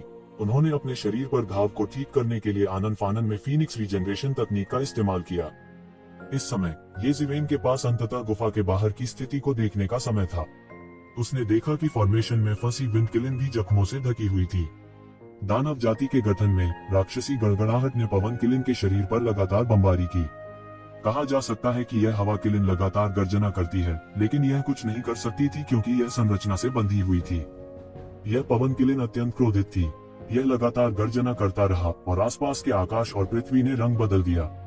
एक के बाद एक युआन क्यूई बम उसके खूनी मुंह से थूक रहे थे। वे जहां भी जाते स्थान उल्टा हो जाता और वे गठन पर उतर जाते। हर बार गठन थोड़ा हिल जाएगा। इस समय गठन की स्थापना करने वाले राक्षसों के चेहरे भी पीले पड़ गए थे। उनमें से कई के मुंह के कोनों पर खून के धब्बे थे। इस तरह की भयानक हवा किलिन को फंसाने के लिए भले ही उन्होंने गठन की सरलता का उपयोग किया हो, फिर भी यह उनके लिए बहुत अधिक था। मूल रूप से मदद करने के लिए अन्य विशेषज्ञों को होना चाहिए था, लेकिन ये शिवेन की अप्रत्याशित घुसपैठ के कारण इसने महान दानव जाति की उच्चता को सीधे बड़ी संख्या में राक्षस जाति के अभिजात वर्ग को आगे बढ़ने के लिए प्रेरित किया। केवल कुछ ही लोग बचे थे और उनके लिए इस विंडकिलिन को खत्म करने के मूल लक्ष्य को पूरा करना तो दूर, इसे बनाए रखना भी बहुत मुश्किल था। हर बार जब यह हवा किलिन आती तो संरचना एक बार हिल जाती। यह देखते हुए कि झटकों की आवृत्ति अधिक से अधिक हो रही थी, ये राक्षस धारण करने में असमर्थ होने वाले थे। रुको, जब तक तुम रुको, यह पवन किलिन मर चुका है। इस समय महान दानव जाति की महारानी अंत में कुछ शेष विशेषज्ञों के साथ दौड़ पड़ी। यह देखकर वह तेजी से चिल्लाया। इस समय दानव जाति के इन विशेषज्ञों ने यह देखा और उनका आत्मविश्वास बहुत बढ़ गया, लेकिन यह बेकार था। वे पहले से ही एक हताश स्थिति में मजबूर थे। जब महान दानव जाति की उच्चता की आवाज गिरी, तो पवन किलिन ने एक पागल गर्जना छोड़ी और एक पहाड़ के आकार का युआन क्यूई बम उगल दिया, जो सीधे आकाश में एक विशाल छेद को नष्ट कर रहा था, अकेले गठन जो इसे फंसा रहा था। बूम! विस्फोटों की एक श्रृंखला के बीच लंबे समय तक विंडकिलिन को फंसाने वाला निर्माण अंत में एक जोरदार धमाके के साथ ढह गया। अच्छा नहीं है, सभी का रंग काफी बदल गया। उनके लिए विंडकिलिन का बचना अच्छी बात नहीं थी। विंडकिलिन ने गर्जना की और तुरंत अपना खूनी मुंह खोल दिया और एक अद्वितीय सक्शन बह गया। किलिन पीने का पानी। अचानक आसपास के सभी लोगों ने एक अद्वितीय शक्तिशाली सक्शन महसूस किया जो उन्हें विंडकिलिन की ओर खींच रहा था। जिन डेविलों की बनावट टूट गई थी, उन्होंने मुंह भर खून थूका और तुरंत उन्हें भारी चोटें आईं। इस समय वे इस पागल सक्शन बल का विरोध कैसे कर सकते थे? वे सभी बुरी तरह चिल्लाए क्योंकि वे इस भयानक चूषण बल द्वारा चूसे गए थे। फिर वे सभी विंडकिलिन के बड़े मुंह में गिर गए। दरार, विंडकिलिन का बड़ा मुंह अचानक बंद हो गया और ये राक्षस टुकड़ों में काटे जाने पर चिल्लाने लगे। लानत जानवर, महान दानव जाति के महामहिम ने उसके पीछे पंख फड़फड़ाए और एक भयानक अभिव्यक्ति के साथ गर्जना की। उन्हें उम्मीद नहीं थी कि एक बार में इतने सारे लोग मारे जाएंगे। वर्तमान में प्राचीन बेरेंस महाद्वीप पर दानव जाति की ताकत को केवल सुस्त माना जा सकता है। यदि यह एबिस डेविल मास्टर के दानव जाति के साथ संबंध के लिए नहीं थे, तो प्राचीन बेरेंस इंपीरियल कोर्ट को अपनी ताकत से घेरना न केवल मौत को दावत देना होगा, बल्कि मिनटों में उनका सर्वनाश भी हो जाएगा। यह भी मौलिक कारण था कि क्यों मानव जाति और यहाँ तक प्राचीन बेरेंस की विभिन्न नस्लें अनगिनत वर्षों तक अपने अस्तित्व को सहन कर सकी। सामान्य बलों की तुलना में वे अधिक शक्तिशाली थे। हालांकि मानव जाति और अन्य विशाल जातियों की तुलना में वे अभी भी असुरक्षित थे। इसलिए भले ही उन्होंने इंपीरियल कोर्ट को घेर लिया हो, वे केवल मानव जाति के रॉयल रईसों को वापस रखने के लिए दानव दुनिया में राक्षसों को जिम्मेदार ठहरा सकते थे, ताकि वे मानव जाति को खत्म करने के लिए कोई कसर नहीं छोड़ सके। हालांकि उन्होंने इंपीरियल कोर्ट को घेरने के लिए पहले ही अपनी सारी ताकत झोंक दी थी। यदि एबिस डेविल मास्टर नहीं होते, तो वे बहुत पहले ही हार चुके होते। इसलिए वास्तव में उनकी सैन्य शक्ति उतनी प्रचुर नहीं थी जितनी कि बहुत से लोग सोचते थे। इस बार लोगों के इतने बड़े समूह को यहाँ लाने के पीछे उनका स्वाभाविक रूप से अन्य उद्देश्य था। कौन जानता था कि उन्हें इतना भारी नुकसान उठाना पड़ेगा।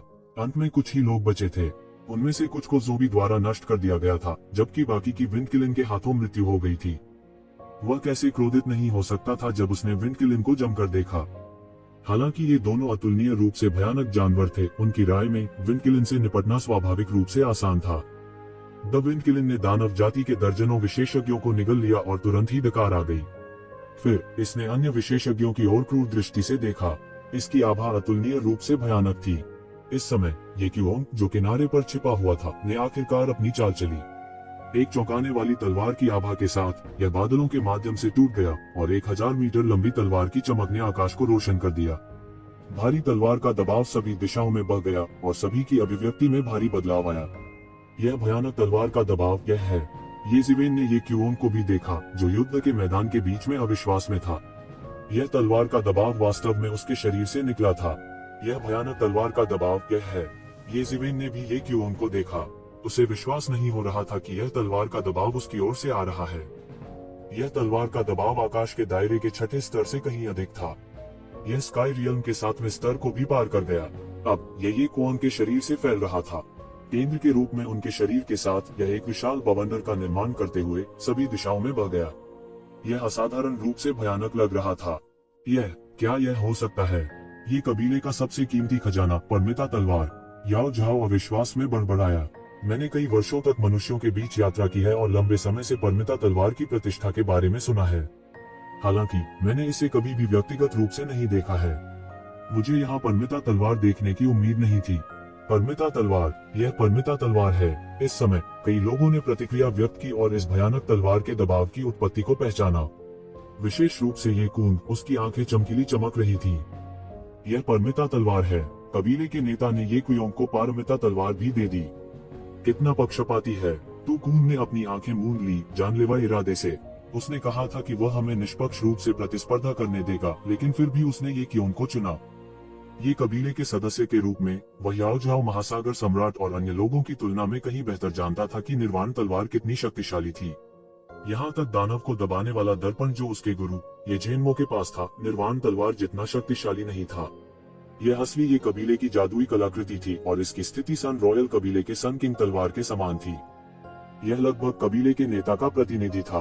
केवल कबीले के नेता के पास परमिता तलवार हो सकती है। यह अपने आप में एक प्रतीक था। सामान्य लोगों के लिए ये कबीले के दिलों में निर्वाण तलवार की स्थिति को समझना असंभव था। ये कबीले ने कई आपदाओं का सामना किया था और वे सभी निर्वाण तलवार पर निर्भर थे ताकि वास्तव में खतरे को टाला जा सके और आक्रमण करने वाले शक्तिशाली दुश्मनों को मार सके। नहीं, यह परमिता तलवार नहीं है। यह सिर्फ तलवार का इरादा है। ये कून ने जल्दी से इस बात को समझ लिया और राहत की सांस ली। हालांकि उनमें से 5 समान रूप से प्रतिस्पर्धा कर रहे थे और उन्हें ये झेनमो का पूरा समर्थन प्राप्त था। अंत में उनकी तुलना कुलपति से नहीं की जा सकती थी। अगर पितृसत्ता ने हार मान ली तो यह उसके लिए बहुत नुकसानदेह होगा। अगर परिवार के मुखिया ने ये क्यूओंग को परमिता तलवार दी तो सब कुछ खत्म हो जाएगा। बेशक परिवार के मुखिया की निश्चित रूप से ये कबीले के कई बुजुर्गों द्वारा आलोचना की जाएगी। हालांकि यह सिर्फ उसे तलवार के इरादे से उधार दे रहा था। इसमें गलत क्या था? इसका इस्तेमाल ये वंश के शिष्यों को मारने के लिए नहीं किया गया था। एक गुरु द्वारा अपने शिष्य की मदद करने में क्या बुराई थी? इसमें कोई अपने आप में दोष नहीं निकाल सकता था। येज़िवेन ने भी इस तलवार के इरादे को दूर से ही पहचान लिया। उसने एक बार कबीले भगवान के शरीर पर बेहोशी महसूस की थी। जहाँ तक परिवार के परम खजाने परमिता तलवार की बात है, तो वह स्वाभाविक रूप से इतना अज्ञानी नहीं होगा कि इसके बारे में कुछ भी न जानता हो। यह परमिता तलवार का इरादा है। कोई आश्चर्य नहीं कि वह इतना आश्वस्त था कि वह इस पवन किरण को मार सकता है। भले ही यह पवन किरण दिव्य क्षेत्र के 9वें स्तर पर था और एक वयस्क पवन किरण था, तब भी उसके पास ऐसा आत्मविश्वास था। तो यह उनके आत्मविश्वास का स्रोत है, येज़िवेन ने खुद से कहा। उन्होंने इसे यकून से पहले देखा था और जानते थे कि यह केवल तलवार का इरादा था। यह केवल एक तलवार का इरादा है, लेकिन इसमें ऐसी शक्ति है। परमिता तलवार की शक्ति वास्तव में अकल्पनीय है। भले ही यह सूर्य राजा तलवार जितनी अच्छी न हो, मुझे डर है कि यह इतनी दूर नहीं है। शुआ, यह विस्मयकारी तलवार प्रकाश तुरंत प्रस्फुटित हुआ। पल भर में हवा और बादलों ने रंग बदल लिया। दुनिया में भूतिया चीखें और चीखें गूंजने लगी। दुनिया में एक भयानक शक्ति कांप उठी। शुआ, जब वह तलवार प्रकाश फिर से दिखाई दिया, तो वह पवन किरण के ऊपर आकाश में पहले ही दिखाई दे चुका था। बूम! आकाश में उस तलवार प्रकाश ने भयंकर रूप से काट डाला और सीधे पवन किरण की गर्दन काट दी। ऊंची तेज आवाज के साथ पागलपन से खून बहने लगा। पवन किरण का सिर किनारे की ओर लुढ़क गया। उसका विशाल शरीर, जो एक छोटे पहाड़ की तरह था, अचानक टूटकर जमीन पर गिर पड़ा। हफ हफ हफ, ये क्यूओंग जोर से हाँफने लगा। हालांकि स्वॉर्डविल को उनके शरीर में पितृसत्ता द्वारा सील कर दिया गया था, लेकिन अगर वह इसका इस्तेमाल करना चाहते थे तो उन्हें इसे स्वयं सक्रिय करना होगा। उसके लिए इस तलवार को सक्रिय करने के लिए उसे अपने दिल और आत्मा को इसमें लगाने की आवश्यकता होगी। यदि यह हमला विफल हो जाता, तो वह केवल पागलपन से बच सकता था। आकाशीय क्षेत्र के 9वें आकाश में एक वयस्क पवन किरण के सामने यदि वह रुका रहता है, तो क्या यह मृत्यु को प्रणाम नहीं करेगा? मौन, एक मौत का सन्नाटा। किसी ने नहीं सोचा था कि यह इतना आसान होगा। वह अतुलनीय रूप से क्रूर पवन किरण वास्तव में ये क्यूओंग की तलवार से मारा गया था। हालांकि यह मैट्रिक्स द्वारा गंभीर रूप से घायल हो गया था, यह अभी भी आकाशीय क्षेत्र के 9वें आकाश में एक वयस्क पवन किरण था। यह उसी दायरे में अजेय था। आकाशीय क्षेत्र के 9वें आकाश में सामान्य विशेषज्ञ इसके विरोधी नहीं होंगे, लेकिन अब यह इतनी आसानी से परमिता तलवार की तलवार के इरादे से मर गया था। यहाँ तक प्रवेश करने वाले कुछ दुष्ट काश्तकार भी इस क्षण फीके पड़ गए। यह एक मार्किस कबीले की नींव थी। लोगों को इतना हैरान करने के लिए बस हिमशैल का सिरा ही काफी था। इसके अलावा ये कबीला शीर्ष मार्किस कबीला नहीं था। उनके ऊपर रॉयल कुल भी थे। ये कुल अत्यंत अत्याचारी थे। उनकी नींव की ताकत वास्तव में अकल्पनीय थी। हालांकि सभी की चुप्पी केवल एक पल के लिए ही रही। फिर हर कोई चला गया और पवन किरण की ओर उड़ने लगा। आकाशीय क्षेत्र के 9वें आकाश में एक वयस्क पवन किरण का शरीर। कोई सोच सकता है कि यह कितना कीमती था। सबसे तेज चलने वाला ग्रेट फील्ड कबीले का शाही महारानी था। इस समय वह अपने माताहतों के हताहतों की परवाह नहीं कर सकता था। वह सीधे पवन किरण की लाश की ओर बढ़ा, पूरे पवन किरण को गिराने का इरादा रखता था। पूछ, एक तलवार प्रकाश आकाश के माध्यम से छेदा। हर जगह तलवार की रोशनी गुजरी। शून्य बर्फ और बर्फ की दुनिया में जम गया। द ग्रेट फील्ड क्लान के रॉयल हाइनेस ने अपना दिमाग पूरी तरह से नहीं खोया। सबसे महत्वपूर्ण क्षण में उसने तलवार को चकमा दिया। तलवार प्रकाश सीधे उसकी कीमती तलवार से टकराया। भयानक ठंडी हवा ने सीधे उसके चेहरे को ठंडा कर दिया। वह यकायक आग बबूला हो गया। वास्तव में कोई था जिसने उसे रोकने की हिम्मत की। यह पवन किरण लगभग उन्हीं का था। अगर वह इस पवन किरण को प्राप्त कर सकता है, तो यह कुछ नहीं से बेहतर होगा। आखिरकार विनाशकारी नुकसान झेलने के बाद खाली हाथ लौटने से कहीं बेहतर होगा। इस समय एक सुंदर आकृति जो एक हिमखंड के समान ठंडी थी, उसके सामने अवरुद्ध हो गई। ये कोई और नहीं बल्कि ये कियान थी। इस समय वह स्नो जेड तलवार पकड़े हुए थी और ग्रेट फील्ड कबीले के रॉयल हाइनेस को ठंडेपन से देख रही थी। ऐसा लग रहा था कि वह उसे मौके पर ही मार देना चाहती थी। धिक्कार है, तुमने वास्तव में मुझे रोकने की हिम्मत की। द ग्रेट फील्ड क्लान के रॉयल हाइनेस तुरंत क्रोधित हो गए। यह मानव स्त्री जिसने अभी अभी आकाशीय क्षेत्र के 6ठे आकाश में कदम रखा था, वास्तव में उसे रोकने का साहस किया। क्या वह सिर्फ मौत की तलाश नहीं कर रही थी? उसे तुरंत गुस्सा आ गया, लेकिन उसने सीधे तौर पर कोई कदम नहीं उठाया।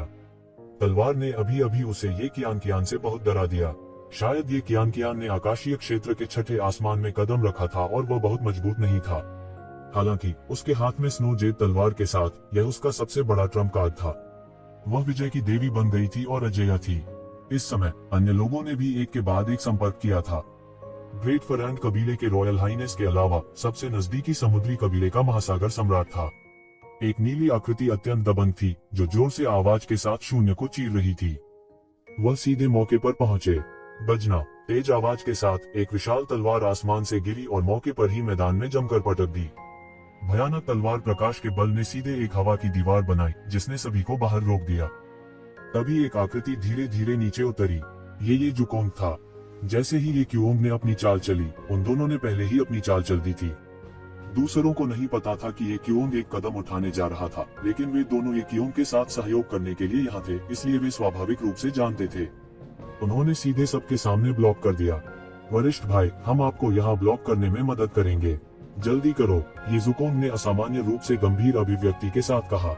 हालांकि वह खुद को ईश्वर का पुत्र मानता था, अद्वितीय प्रतिभा और साधना के साथ, और इस अवधि के दौरान उसने तेजी से प्रगति भी की थी, यहाँ तक कि उसे इस समय इतने सारे शीर्ष विशेषज्ञों का सामना करने का इतना आत्मविश्वास नहीं था। इसलिए उन्होंने यह कहने की हिम्मत नहीं की कि वह उन्हें ब्लॉक कर सकते हैं। वह उन्हें केवल तब तक के लिए रोक सकता था जब तक वह कर सकता था। तुम छोटे लड़के, तुमने अभी तक दूध छुड़ाया नहीं है, क्या तुमने? यह सही है। क्या आप नहीं देखते कि हमारे पास कितने लोग हैं? आपको क्या लगता है कि आप कौन हैं? तुम ये जुकोंग हो, ठीक है। मुझे पता है कि तुम ये कबीले में भगवान के प्रसिद्ध पुत्र हो और तुम्हारा भविष्य असीम है। हालांकि आपकी वर्तमान ताकत के साथ आपके लिए मेरा विरोधी होना असंभव है। बेहतर होगा कि तुम पीछे हट जाओ या हमें असभ्य होने का दोष मत दो। कई लोगों की नजर में ये जुकोंग की हरकतें बस आत्मघाती थी। यहाँ तक अगर वह केवल थोड़ी देर के लिए ही ब्लॉक कर सकता है तो यह उनके लिए एक मजाक होगा। उनमें से ओशन सम्राट और ग्रेट डेविल कबीले जैसी शीर्ष युवा प्रतिभाएं थीं। साथ ही कुछ बूढ़े लोग भी थे जिन्होंने अपनी खेती को सील कर दिया था। उनमें से कोई भी सामान्य लोग नहीं थे। उनके लिए इतने सारे लोगों के सेना में शामिल होने के साथ भले ही उन्हें थोड़ी देर के लिए जुकोंग द्वारा अवरुद्ध कर दिया गया हो, यह एक तरह का अपमान होगा। ये क्यूओंग ने बहस नहीं की और तुरंत हवा काइलिन की ओर बढ़ते हुए बाहर निकल गया। इस समय एक इत्मीनान से आवाज सुनाई दी, ये क्यूओंग, यह पवन काइलिन स्वर्ग और पृथ्वी का एक शुभ संकेत है। यह पहली बार में तुम्हारा नहीं होना चाहिए। इसके अलावा तुमने एक पवन काइलिन को मार दिया है, जो एक घोर पाप। इसे छोड़ दो। एक शक्तिशाली व्यक्ति शून्य में प्रकट हुआ, प्रतिष्ठित और असाधारण। ये कोई और नहीं बल्कि ये कुंग थे। ये तुम हो। ये कुंग थोड़ा हैरान हुआ। उसे उम्मीद नहीं थी कि जो व्यक्ति उसे रोकने के लिए आएगा वह ये कुंग होगा। मैं सोच रहा था कि आप कब कदम उठाएंगे। मुझे उम्मीद नहीं थी कि आप यहाँ मेरा इंतजार कर रहे होंगे। वह लंबे समय से ये कून के लिए तैयार था, लेकिन उसे उम्मीद नहीं थी कि ये कून इस सबसे महत्वपूर्ण क्षण में एक कदम उठाएगा। उसने एक चाल चली। क्या अच्छा समय है। ये क्यूओंग ने ऐसे उपहास किया जैसे वह एक ठंडे खून वाले हत्यारे का सामना कर रहा हो। सबसे महत्वपूर्ण क्षण में एक बार मार। आज की पवन काइलिन का आपसे कोई लेना देना नहीं है। ये कून की अभिव्यक्ति बिल्कुल नहीं बदली। यह ऐसा था जैसे वह बहुत ही सरल और महत्वहीन बात कर रहा हो। आप वास्तव में मुझसे निपटने के लिए योजना बना रहे हैं। ये क्यूओंग ने बिना किसी हिचकिचाहट के प्रतिकार किया। जब तक आप इसे पाने वाले नहीं हैं, कोई भी इसे कर सकता है। ये कून ने सीधे कहा। क्या द्रुतशीतन दोस्ती है? ये क्यूओंग ने मुस्कुराहट के साथ कहा। ग्रेट ये कबीले का केवल एक प्रमुख है। मैं काफी हूँ। मैं ग्रेट ये कबीले को उसके पूर्ण गौरव पर वापस ला सकता हूँ। तुम मेरे रास्ते में केवल एक बाधा बनोगे। मुझे तुम्हारे अस्तित्व की आवश्यकता नहीं है। ये कून ने हल्के से कहा, जैसे वह कुछ महत्वहीन बात कर रहा हो। अचानक जैसे ही हर कोई बाहर जा रहा था, एक बड़ा हाथ सीधे शून्य में घुस गया और पवन काइलिन की लाश को मौके पर ही पकड़ लिया। तुम मौत को दावत दे रहे हो, हरामी, तुम्हारी हिम्मत कैसे हुई? अचानक गाली गलौज की आवाज सुनाई दी। जिस क्षण विशाल हाथ दिखाई दिया, सभी ने महसूस किया कि उपस्थित सभी लोग एक शीर्ष विशेषज्ञ थे। अभी अभी वे ये कबीले के लोगों द्वारा आकर्षित हुए थे। अब उन्होंने एक के बाद एक प्रतिक्रिया की और इसे मारने के लिए विशाल हाथ पर हमला किया। हालांकि इस विशाल हाथ की गति बेहद तेज थी। उनके पास प्रतिक्रिया करने का समय भी नहीं था। जब तक उन्होंने हमला किया, तब तक विशाल हाथ पवन काइलिन के पहाड़ी जैसे शरीर को पकड़ चुका था और उसे मौके पर ही शून्य में खींच लिया। बाहर आओ, बाहर आओ। सब अचानक पागल हो गए। वे लंबे समय से एक दूसरे का सामना कर रहे थे, लेकिन वास्तव में किसी ने उन्हें हरा दिया। सबकी दिव्य भावना बह गई और भयानक ऊर्जा की लहरें बह गईं। सुनामी जैसी ऊर्जा की लहरों के बीच एक आकृति प्रकट हुई। यह हरे रंग के लबादे में एक युवक था। ये जीवेन, यह तुम हो। अचानक सभी ने पहचान लिया कि यह व्यक्ति ये परिवार का ये जीवेन निकला। इस महत्वपूर्ण क्षण में उसने वास्तव में उन्हें रोक लिया था। इस समय ये जीवेन ने ओरेकल अलायंस के कपड़े भी उतार दिए थे। कोई नहीं जानता था कि येज़िवेन ही वह व्यक्ति था जो लाश के हाथों लगभग मर ही गया था। क्या आपका ये वंश हम सभी के दुश्मन बनने की योजना बना रहा है? किसी ने दहाड़ा। सबसे पहले ये क्यूओन, फिर ये कियान, ये जुकोन और फिर ये कुंग और येज़िवेन थे। ये परिवार के सदस्य सभी प्रसिद्ध प्रतिभाएं थे। तो क्या हुआ? क्या आप जानते हैं कि पहले आओ पहले पाओ का क्या मतलब है? अगर आप ओरियोल बनना चाहते हैं तो आपको देखना होगा कि क्या आपके पास ऐसा करने की ताकत है। येज़िवेन ने हल्की मुस्कान के साथ कहा, मुझे लगता है कि आप वास्तव में स्वर्ग और पृथ्वी की विशालता को नहीं जानते हैं। इस समय ग्रेट डेविल कबीले के राजकुमार ने तुरंत हमला किया। उसने अपने सामने येज़िवेन को छोड़ दिया और सीधे येज़िवेन पर हमला कर दिया। इस समय ये कियान का सामना करने का कोई मतलब नहीं था। अगर वह विंडकिलिन के दिल पर फिर से कब्जा करना चाहता है तो उसे येशिवेन को मारना होगा। बूम! महान शैतान कबीले के प्रताप ने अपनी पीठ पर मांसल पंख फड़फड़ाए और तुरंत उसे मारने के लिए येशिवेन की ओर दौड़े। भयानक मुके की ऊर्जा ने कंपन किया और येशिवेन के शरीर पर जमकर बमबारी की। बजना, धातु के टकराने की तेज आवाज थी। येशिवेन के शरीर पर एक प्राचीन कांस्य कड़ाही प्रकट हुई और उसने उसे अंदर सुरक्षित कर लिया। ग्रेट डेविल कबीले के महामहिम के हमले से येशिवेन को बिल्कुल भी चोट नहीं पहुंची और उसके द्वारा अवरुद्ध कर दिया गया। यह शैतान येशिवेन का कुछ नहीं बिगाड़ सकता। इस येशिवेन के पास वास्तव में कुछ खेती है। हालांकि यह शैतान अहंकारी है, लेकिन वह एक वास्तविक विशेषज्ञ भी है। मुझे डर है कि आकाशीय क्षेत्र के छठे स्तर के शिखर पर एक साधारण विशेषज्ञ उसके कुछ मुक्कों का मुकाबला नहीं करेगा। अब जबकि उसने अपनी पूरी ताकत से हमला कर दिया है, वो अभी भी येशिवेन को कुछ नहीं कर सकता। यह येशिवेन वास्तव में अद्भुत है। यह येशिवेन बहुत कम समय के लिए प्रसिद्ध हुआ है, लेकिन उसने जो काम किया है वह बड़ा और बड़ा होता जा रहा है। हे, कोई बात नहीं, देखते हैं कि दोनों कैसे लड़ते हैं। यह सबसे अच्छा होगा यदि वे दोनों घायल हों। तभी हमारे पास विंडक्विलिन के लिए प्रतिस्पर्धा करने का मौका होगा। चिंता मत करो, उस शैतान से निपटना इतना आसान नहीं है। ये शैतान सभी कपटी और चालाक हैं। इस समय उन दोनों को लड़ते हुए देखकर मूल रूप से दौड़ने के लिए तैयार कई विशेषज्ञ भी इस समय तितर-बितर हो गए। वे तोप का चारा नहीं बनना चाहते थे।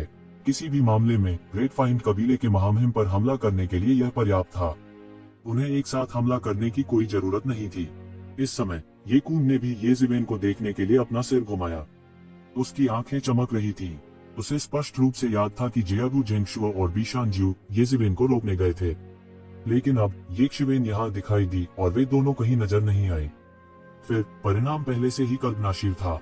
हालांकि वह इस तरह के दुर्भावनापूर्ण अनुमान नहीं लगाना चाहता था। आखिरकार अगर बीशनजियो और जियागु जेंगशुओ सेना में शामिल हो जाते हैं तो भी उन्हें सिर दर्द होगा। लेकिन अब तो ऐसा हो गया था। परिणाम पहले से ही बहुत स्पष्ट था, लेकिन इस वजह से उसने येशिवेन पर भी अधिक ध्यान दिया। मूल रूप से उसने सोचा कि येशिवेन उसके लिए कोई खतरा पैदा नहीं कर सकती। सैकड़ों वर्षों का अंतराल निश्चित रूप से एक प्राकृतिक खाई की तरह था, जो दोनों को दो अलग अलग दुनियाओं में अलग करने के लिए पर्याप्त था।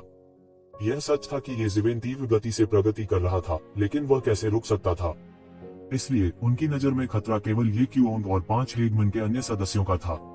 यहाँ तक ये जुकोन, जिसे परमेश्वर के पुत्र के रूप में जाना जाता था और जिसके पास परमेश्वर का रक्त था, और ये कियान, जिसके बारे में अफवाह थी कि वह एक देवी का अवतार था, भविष्य में केवल खतरे थे। यह कहने की बात नहीं है कि येशिवेन महत्वहीन थी। खतरे के पर्याप्त स्तर तक बढ़ने से पहले वह निश्चित रूप से ग्रैंड मास्टर का पद संभाल लेंगे। यह किसी भी स्थिति में कोई बड़ा सौदा नहीं था। अब ऐसा लग रहा था कि उसने इस कनिष्ठ को कम आंका था जो 10 साल से अधिक समय पहले ही एक कबीले में लौटा था। हा, ये कून कैसा है, तुमने गलत हिसाब लगाया, ये क्यूओंग ने हंसते हुए कहा। जैसा कि कहा जाता है, आदमी प्रस्ताव करता है, भगवान निपटता है। इसके बारे में क्या ख्याल है? भगवान करता है, मैं इस पर कभी विश्वास नहीं करता। ये कून ने ये क्यूओंग को देखा और कहा, मैं एक ऐसा व्यक्ति हूँ जो सफल होना तय है। आप मेरे विरोधी नहीं हैं, भले ही तुम ये कियान, ये जुकोंग और येशिवेन के साथ सेना में शामिल हो जाओ, तुम मुझे आगे बढ़ने से नहीं रोक सकते। मुझे लगता है कि आप थोड़े बहुत आश्वस्त हैं। ये क्यूओंग ने आगे व्याख्या नहीं की क्योंकि इसकी कोई आवश्यकता नहीं थी। ये कून बेहद अहंकारी थे, लेकिन साथ ही वे एक पूर्ण आत्मविश्वासी व्यक्ति भी थे। यह है या नहीं, आप भविष्य में जानेंगे। ये कून ने अपनी आंखें सिकोड़ ली और कहा, हुश। अगले ही पल ग्रेट डेविल कबीले के महामहिम पहले ही येशिवेन के सामने दौड़ पड़े। उसकी पीठ पर मांसल पंख बहुत तेजी से फड़फड़ाए। उसकी गति अत्यंत तेज थी। एक पल में उसका बड़ा हाथ अचानक येशिवेन की ओर गिर गया, जैसे कि एक pitch black evil prison mountain. उसके शैतान के पंजे ब्लेड की तरह तेज थे और एक पल में उन्होंने आकाश को कपड़े की पट्टियों में फाड़ दिया। यह अतुलनीय रूप से भयानक था। मौके पर ही उसने सीधे येशिवेन का सिर पकड़ लिया। यह ऐसा था जैसे वह तुरंत ही येशिवेन के सिर को तरबूज की तरह कुचल सकता है। इतनी जल्दी, उसकी चपलता, सभी ने महान दानव कबीले के शाही उच्चता को आश्चर्य से देखा। महान दानव कबीले की यह शाही महारानी जानबूझकर कई बिजली घरों को डराने की कोशिश कर रही थी। वह बिल्कुल भी पीछे नहीं हटे। भाई, तुमने सफलतापूर्वक मुझे नाराज कर दिया है। मैं तुम्हारी लाश को टुकड़े टुकड़े कर दूंगा और सभी को मुझे अपमानित करने के परिणाम देखने दो। हुश। हालांकि येशिवेन की गति और भी तेज थी। लगभग एक ही पल में विशाल शैतान का पंजा येशिवेन के शरीर के आर पार हो गया, लेकिन इसने केवल येशिवेन के बाद की छवि को पकड़ लिया। यदि आप अपनी प्रतिष्ठा स्थापित करने के लिए मेरा उपयोग करना चाहते हैं, तो आप गलत हैं और बहुत गलत हैं। अचानक महान दानव कबीले के शाही उच्चता के पीछे येशिवेन की आवाज प्रकट हुई। कब महान दानव कबीले के शाही महामहिम ने अचानक प्रतिक्रिया व्यक्त की। उसे नहीं पता था कि येशिवेन कब येशिवेन के पीछे आ गई थी। वह बहुत तेज है, सभी ने एक स्वर में कहा। अगर यह कहा जाता कि वे अभी अभी महान दानव कबीले के शाही महारानी की गति से चकित थे, तो वे येशिवेन की गति से चकित थे। एक सुनहरी बिजली की तरह येशिवेन एक पल में शून्य में गायब हो गया और महान दानव कबीले के शाही उच्चता के पीछे चला गया। धिक्कार है, यह सब तुम्हारे पास है। अहंकारी मत बनो। महान दानव कबीले के शाही उच्चता को अचानक लगा कि उनका तिरस्कार किया जा रहा है। लगभग एक पल में उसकी कमर और पेट 360 डिग्री मुड़ गए और उसका शरीर सीधे क्षैतिज रूप से मुड़ गया। एक राक्षसी शैतान का पंजा नीचे गिर गया और येशिवेन की दिशा की ओर बढ़ गया। आइए देखें कि आप इस बार कहां जाएंगे। शैतान की ऊर्जा उसके शरीर से बाहर निकली, जिससे एक राक्षसी शैतान लहर बन गई। शैतान का पंजा एक पहाड़ की तरह था, लेकिन जब यह येशिवेन के शरीर से 3 इंच से भी कम दूरी पर था तो इसे रोक दिया गया था। एक प्राचीन देव प्रेत ने तुरंत येशिवेन की आकृति की रक्षा की। बूम! शैतान का पंजा, जो शैतान की ऊर्जा से सघन था, अचानक मौके पर बिखर गया और एक मजबूत ताकत में बदल गया जो पूरे आकाश में बह गया। थम थम थम, एक विशाल शक्ति वापस आ गई और महान दानव कबीले का शाही उच्चता आकाश में खड़े होने में असमर्थ हो गया। वह बार बार पीछे हटता था और उसकी आंखें डरावनी थीं। उसे विश्वास ही नहीं हो रहा था कि वास्तव में ऐसा है। तो अगर तुम मुझे मारना चाहते हो तो तुम्हें पहले मेरा बचाव तोड़ना होगा। येशिवेन की ठंडी आवाज सीधे उसके सामने आ गई। एक बड़ा सुनहरा हाथ सीधे शून्य में घुस गया और मौके पर ही महान दानव कबीले की शाही महारानी की गर्दन पकड़ ली। क्या आप वास्तव में सोचते हैं कि मैंने आपको पहले सहन किया क्योंकि मैं आपसे डरता था? महान दानव कबीले की शाही महारानी की गर्दन सीधे येशिवेन द्वारा पकड़ ली गई थी, जैसे कि वह बिना किसी दबाव के एक चूजे को पकड़ रहा हो। एक चाल, बस एक चाल। महान दानव कबीले के शाही महामहिम, जो पहले अहंकारी थे, को सीधे येशिवेन ने गर्दन से पकड़ लिया, जैसे एक चील एक चूजे को पकड़ रही हो। हर कोई अवाक था और उसे विश्वास नहीं हो रहा था। हर कोई कल्पना नहीं कर सकता था कि येशिवेन वास्तव में इस हद तक मजबूत थी। उन सब ने एक गहरी सांस ली। इस समय वे नहीं जानते क्यों, लेकिन वे थोड़ा खुश थे कि उन्होंने पहला कदम नहीं उठाया। अन्यथा वे वही होंगे जो इस तरह समाप्त हुए। क्या महान दानव कबीले की शाही महारानी हार गई? इसे कैसे हराया जा सकता है? बस एक चाल और वो येशिवेन द्वारा पूरी तरह से वश में कर लिया गया। Oh my God! इस दौरान सभी ने एक के बाद एक अपनी प्रतिक्रिया दी। वे चौंक गए और चिल्लाए। सभी को विश्वास नहीं हो रहा था। महान शैतान कबीले के इस राजकुमार के पास स्वाभाविक रूप से इतना अहंकारी होने के अपने कारण थे। उनकी जबरदस्त ताकत उनके आत्मविश्वास का स्रोत थी। घटनास्थल पर मौजूद कुछ ही लोग उसके विरोधी हो सकते थे, लेकिन नतीजा ये था कि वो येशिवेन से इतनी आसानी से हार गया था। सभी को अचानक ठगे जाने का एहसास हुआ। क्या यह येशिवेन बहुत ही असामान्य था, या महान दानव कबीले का यह शाही उच्चता सिर्फ एक कागजी शेर था? लेकिन जो भी हो, हर किसी ने इस तथ्य को पहचाना कि अमर की गुफा की इस दुनिया में येशिवेन कोई नहीं थी जिसके साथ छल किया जाए। इसने कई लोगों को भी प्रेरित किया जो मूल रूप से आगे आना चाहते थे और अपने विचारों को बुझाने के लिए इसके लिए लड़ना चाहते थे। कम से कम निवास के भीतर ऐसा करना असंभव था। हालांकि कई पुराने गीजर थे जिन्होंने अपनी खेती को सील कर दिया था, जो कि हार मानने को तैयार नहीं थे। एक शुभ किलिंग जानवर की लाश उनके लिए एक खजाने से अलग नहीं थी, इसलिए वे इसके बजाय सभी ढोंग छोड़कर इसके लिए लड़ेंगे। जहां तक किलिंग की बात है, तो वास्तव में ये क्यूओंग द्वारा मारा गया था। इस मामले को उनके द्वारा शानदार ढंग से नजरअंदाज कर दिया गया था। उनकी राय में यह उनके द्वारा चुना जाना था। यहाँ तक जिन लोगों में येशिवेन को हराने की ताकत थी, वे भी नहीं हिले। येशिवेन बहुत भयंकर थी। यहाँ तक अगर उन्होंने येशिवेन को हरा दिया तो भी उन्हें डर था कि यह हार की स्थिति होगी। अंत में यह केवल दूसरों को लाभान्वित करेगा। गर्जन! महान दानव कबीले की शाही महारानी येशिवेन ने गर्दन से पकड़ लिया था, हार मानने को तैयार नहीं थी। उसके शरीर से परत दर परत उखड़ती हुई अनंत आसुरी ऊर्जा फैलती चली गई। वही एक शिवेन की पकड़ से मुक्त होना चाहता था। येजिवेन का शरीर अनगिनत सुनहरी रोशनी से जगमगा उठा। मोकी और स्वर्ण देवता शून्य में टकरा गए और सब कुछ बह गया। जब धुआं और धूल छट गई तो ग्रेट डेविल कबीले के राजकुमार की आकृति फिर से दिखाई दी। वह जमीन पर रेंग रहा था। उसका सिर एक शिवेन द्वारा रखा जा रहा था। वह पहले से भी ज्यादा परेशान नजर आ रहे थे। क्या यह कैसे हो सकता है? मेरी आंखें पथरा गई होंगी। यह कैसे हो सकता है? यह कैसे हो सकता है? यह शैतान इतना दुखी कैसे हो सकता है? सभी ने अविश्वास में दृश्य को देखा। उनकी आंखें सदमे से भर गईं। प्राचीन बेरेंस की विभिन्न जातियों के लिए दानव जाति सबसे भयानक दौड़ थी। वे सबके दुश्मन थे, हालांकि इसने उन्हें चौंकने से नहीं रोका। द ग्रेट डेमन रेस की महारानी निश्चित रूप से कमजोर नहीं थी। फिर भी वो एक शिवेन के एक भी वार का सामना नहीं कर सका। कोई सोच सकता है कि हर कोई कितना हैरान था। हंगामे में फूटने से पहले हर कोई बहुत देर तक चुप रहा। धिक्कार है, जानवर, the great devil queens highness ने श्राप दिया। उसने येक शिवेन को घृणा से देखा। उनकी टकटकी में दानव जाति की तकनीकें थी। आम लोग इसे झेल नहीं पाएंगे। उनकी मौके पर ही मौत भी हो सकती है। हालांकि येजिवेन जैसे किसी व्यक्ति के लिए जिसके पास एक अनूठा खजाना था, यह कुछ भी नहीं था। यह एक मजाक जैसा था। येजिवेन ने अपने पैरों पर बल लगाया और महान शैतान कबीले के सिर पर एक दरार दिखाई दी। हालांकि उसका भौतिक शरीर भी बहुत मजबूत था, फिर भी उसके और येक शिवेन के बीच एक बड़ा अंतर था। इससे कोई फर्क नहीं पड़ता कि उसने कितना संघर्ष किया या कितनी ही शैतानी तकनीकों का इस्तेमाल किया, यह बेकार था। वो येजिवेन का विरोधी नहीं था। सील शब्द की शक्ति उसके पैरों के माध्यम से ग्रेट डेविल कबीले के महामहिम के शरीर में रिस रही थी, जिससे वह गतिहीन हो गया था। वो दहाड़ता रहा, लेकिन वो येक शिवेन की पकड़ से बिल्कुल भी मुक्त नहीं हो सका। इस समय हर कोई इस दृश्य को देखकर अपने दिल में ठंडक महसूस किए बिना नहीं रह सका। येजिवेन हर किसी को उतावलेपन से काम न करने की चेतावनी देने के लक्ष्य के रूप में ग्रेट डेविल कबीले की महारानी का उपयोग कर रही थी। उनका अर्थ बहुत स्पष्ट था, आप शक्तिशाली हैं, लेकिन क्या आप ऐसा करने के लिए पर्याप्त शक्तिशाली हैं? यह अभी भी मेरे द्वारा एक मरे हुए कुत्ते की तरह पीटा गया था। तुम लोगों के बारे में क्या आप उसका साथ देना चाहते हैं? यह एक धमकी थी, एक जबरदस्त धमकी। यह सोचने के बाद कई लोगों के चेहरों पर कुछ गुस्सा नजर आया। येक शिवेन उनके बारे में क्या सोचती थी? हालांकि वो गुस्से में था, उसके पास और कोई चारा नहीं था, क्योंकि येक शिवेन से ही थी।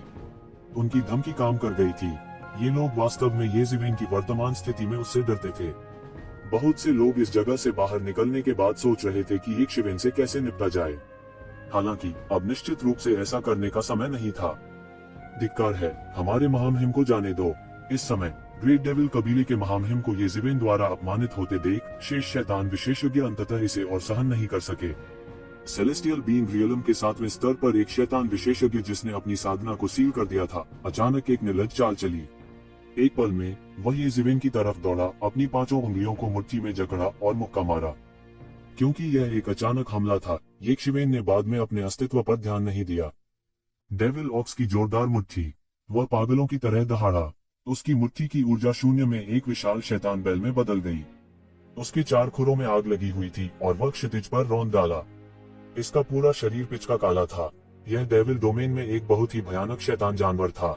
यह पंचशुद्ध और प्रचंड शक्ति का संग्रह था। डेविल डोमेन में शैतान बैल के आंदोलनों को देखकर मुट्ठी तकनीक का यह सेट विकसित किया गया था। यह बहुत भयानक था। पहाड़ों और नदियों को उखाड़ने की शक्ति और पश्चिमी क्यूई बेजोड़ थी। जब शैतान बैल के 2 विशाल सींग येजिवेन के शरीर में घुसने ही वाले थे, तो येजिवेन आखिरकार हिल गई। जिस समय यह येजिवेन के शरीर को छूने वाला था, 8 खजाने स्वर्ग और पृथ्वी की देवी स्वचालित रूप से येजिवेन की रक्षा के लिए उसके शरीर में उभर आए। क्षण भर में अनंत दिव्य प्रकाश छिटक गया। शैतान बैल की जोरदार मुट्ठी की मुट्ठी ऊर्जा ने 8 खजाने स्वर्ग और पृथ्वी कड़ाही पर जमकर बमबारी की। हालांकि यह 8 खजाने स्वर्ग और पृथ्वी कड़ाही में बमबारी नहीं कर सका। यह पूरी तरह से बिखर गया और फिर सभी दिशाओं में फैल गया। यह परिवर्तित शैतान बैल भी पागल हो गया लगता था। वह जोर से गरजा और उसका सारा शरीर आग की लपटों से जल रहा था। शैतान की लपटें राक्षसी थी और यह अंतहीन शैतानी ऊर्जा के साथ मिश्रित थी। यह 8 खजाने स्वर्ग और पृथ्वी देग को नष्ट करने के लिए निर्धारित किया गया था। इस समय येजिवेन अंत में चले गए। वह पलटा और एक मुक्का मारा। यह शैतान बैल की जोरदार मुट्ठी से भी ज्यादा भयानक था। यह शैतान बैल की जोरदार मुट्ठी की तुलना में अधिक निर्दयी और शुद्ध था। एक मुट्ठी ऊर्जा बह गई। यह किसी जादुई शक्ति या मार्शल आर्ट के साथ मिश्रित नहीं था, केवल शुद्ध शक्ति थी। गड़गड़ाहट, दो मुट्ठी ऊर्जा एक जोरदार धमाके के साथ शून्य में टकराए। वह शैतान बैल लगभग एक पल के लिए ही टिका था और यक्षिवेन ने उसे एक पल में तोड़ा था। इसका विशाल शरीर सीधे शैतानी ऊर्जा में बदल गया जिसने आकाश को भर दिया और स्वर्ग और पृथ्वी के बीच गायब हो गया। येजिवेन की मुट्ठी की ऊर्जा ने अपनी गति नहीं खोई, यह सीधे शैतान बैल के शरीर में फट गया। टकराना, डेविल रेस विशेषज्ञ ने खून जमा देने वाली चीख निकाली क्योंकि उसके शरीर को तोप के गोले की तरह उड़ा दिया गया था। शेष डेविल्स के समूह में दुर्घटनाग्रस्त हो गया। उन शैतानों को बस चकमा देना पसंद था। उनके पास दिव्य प्राणी जगत के सातवें आसमान का ऐसा अत्याचारी साधना आधार नहीं था। उन्हें भी एक के बाद एक खटखटाया गया और उन्हें मौके पर ही गंभीर चोटें आईं। मुंह से खून निकला और फिर जमकर जमीन पर गिरा। यह कैसे संभव है? जिस शैतान विशेषज्ञ ने अभी अभी हमला किया था उसने येशिवेन को अविश्वास से देखा।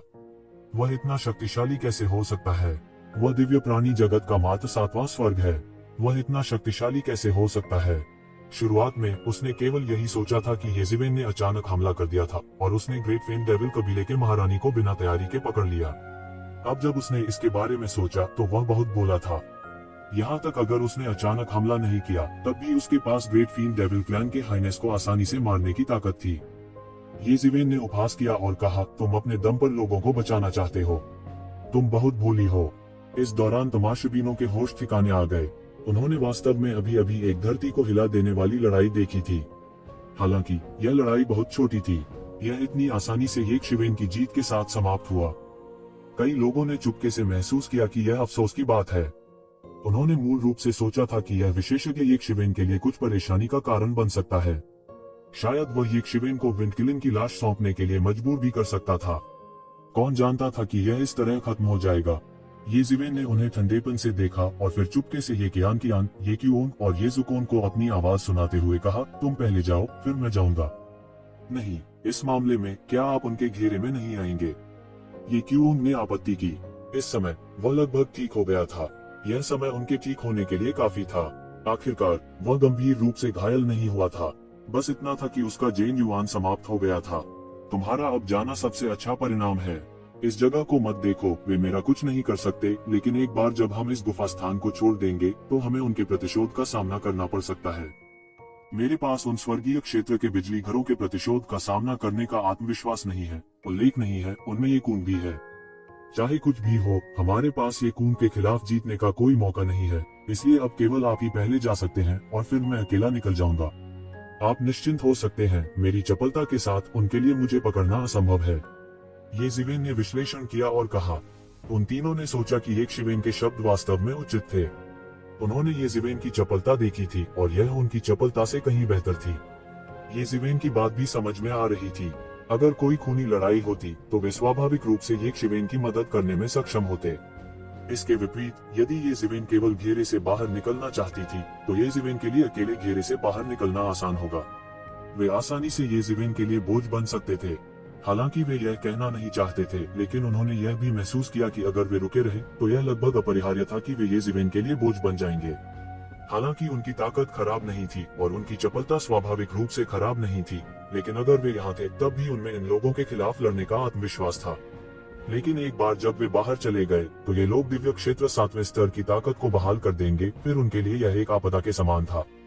इसलिए सबसे अच्छा तरीका वही था जो येजिवेन ने कहा था। उन्हें पहले जाना पड़ा। केवल इसी तरह से येजिवेन शांति से निकल सकती थी। यह सोचकर वे तीनों तुरंत शून्य में गायब हो गए।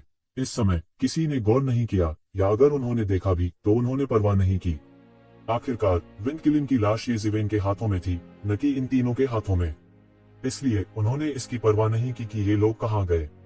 इसके अलावा कई लोग गुप्त रूप से हैरान थे। इन लोगों की बाधा के बिना उनके लिए विंडकिलिन को जब्त करना बहुत आसान होगा। उन्हें अब इन लोगों के कार्यों पर निर्भर रहने की आवश्यकता नहीं थी। इस समय केवल येकून ने इन लोगों के प्रस्थान पर ध्यान दिया। उसकी आंखों में रोशनी की एक किरण कौंधी और ऐसा लगा कि वह कुछ समझ गया है। सभी ने येशिवेन को हैरानी से देखा। वे केवल उसे और महान शैतान कबीले के शाही महारानी को देख सकते थे, जिन पर येजिवेन द्वारा कदम रखा जा रहा था। The great devil clans royal highness मूल रूप से बाहरी दुनिया में एक स्वर्ग का गौरव था, लेकिन यहाँ वे कचरे की तरह थे। येशिवेन का पैर उन पर पड़ रहा था और वे बिल्कुल भी हिल नहीं सकते थे। द ग्रेट डेविल क्लैन का रॉयल हाइनेस अनिच्छुक था और उसने लगातार शैतान की ऊर्जा को नष्ट कर दिया। वह येजिवेन को हिलाकर रख देना चाहता था। हालांकि येज़ेबेल इस समय माउंट ताई की तरह स्थिर थी और उसका हिलने का कोई इरादा नहीं था। आप राक्षस प्राचीन बेरेंस महाद्वीप में अहंकारी होना चाहते हैं, मुझे लगता है कि तुम गलत हो, येज़ेबेल ने ठंडेपन से कहा। इस बार मैं आपको बताना चाहता हूँ कि यह ऐसी जगह नहीं है जहाँ आप अहंकारी हो सकते हैं और क्रूर व्यवहार कर सकते हैं। हालांकि येज़ेबेल महान दानव कबीले के शाही महारानी की बात कर रहे थे, लेकिन हर कोई जानता था कि येज़ेबेल भी उन पर इशारा कर रहे थे, उन्हें चेतावनी दे रहे थे कि वे उतावलेपन से काम न लें। यह बाहर की दुनिया नहीं थी। यदि वे वास्तव में लड़े तो यह कहना मुश्किल होगा कि क्या वे अंत में मर गए। आखिरकार इस क्षेत्र में येज़ेबेल की युद्ध शक्ति पहले से ही एक भयानक क्षेत्र तक पहुंच चुकी थी। दूसरे उसके विरोधी बिल्कुल नहीं हो सकते थे। हालांकि बाहर जाने के बाद ऐसा जरूरी नहीं था। बहुत से लोग वास्तव में येज़ेबेल से डरे हुए थे। हालांकि कुछ ऐसे थे जो हार मानने को तैयार नहीं थे और सेना में शामिल होने का फैसला किया, विशेष रूप से याओ झाओ, महासागर सम्राट, ये कुंग और अन्य। इस समय वे स्वाभाविक रूप से येज़ेबेल को अहंकारी बने रहने देने के लिए तैयार नहीं थे। येज़ेबेल की युद्ध शक्ति ने उन्हें भयभीत कर दिया था, लेकिन यह भी इस वजह से था कि वे येज़ेबेल को पालने में मारना चाहते थे। चाहे कुछ भी हो, वे पहले येज़ेबेल को मारना चाहते थे। येज़ेबेल, बेहतर होगा कि आप विंडकिलिन की लाश सौंप दें। फिर मैं आपको ये कबीले की खातिर जाने दूंगा, अन्यथा तुम सच में मर जाओगे। ये कून बोलने वाले पहले व्यक्ति थे। उनकी आवाज ठंडी और भावहीन थी। क्या उन्हें वास्तव में देवताओं, राक्षसों और ये कबीले के लोगों की परवाह थी? वास्तव में वह यहाँ येज़ेबेल का गला घोंटने का इंतजार नहीं कर सकता था। यह सही है, बेहतर होगा कि आप विंडकिलिन को सौंप दें। मत सोचिए कि आप यहाँ के विशेष वातावरण के साथ जो चाहे कर सकते हैं। क्या आप बाहर नहीं जाना चाहते हैं? एक बार जब आप बाहर निकल जाते हैं तो आपका इंतजार एक जोरदार प्रहार होगा। जब वह समय आएगा तो चाहे कुछ भी हो जाए, तुम मृत्यु से बच नहीं पाओगे। बेहतर होगा आप विंडकिलिन को सौंप दें। याओ झाओ ने येज़ेबेल को एक अमित दृष्टि से देखा। इसके अलावा हमारे बीच भी आप सबसे मजबूत नहीं हैं। क्या आपको लगता है कि हम कचरा हैं? महासागर सम्राट ने महान दानव कबीले के शाही उच्चता को भी नहीं देखा, जैसे कि वह एक मरा हुआ कुत्ता हो। उनके लिए यह राक्षस वास्तव में कोई खतरा नहीं था। धिक्कार है, शापित समुद्री कबीले, तुम किसे कचरा कह रहे हो?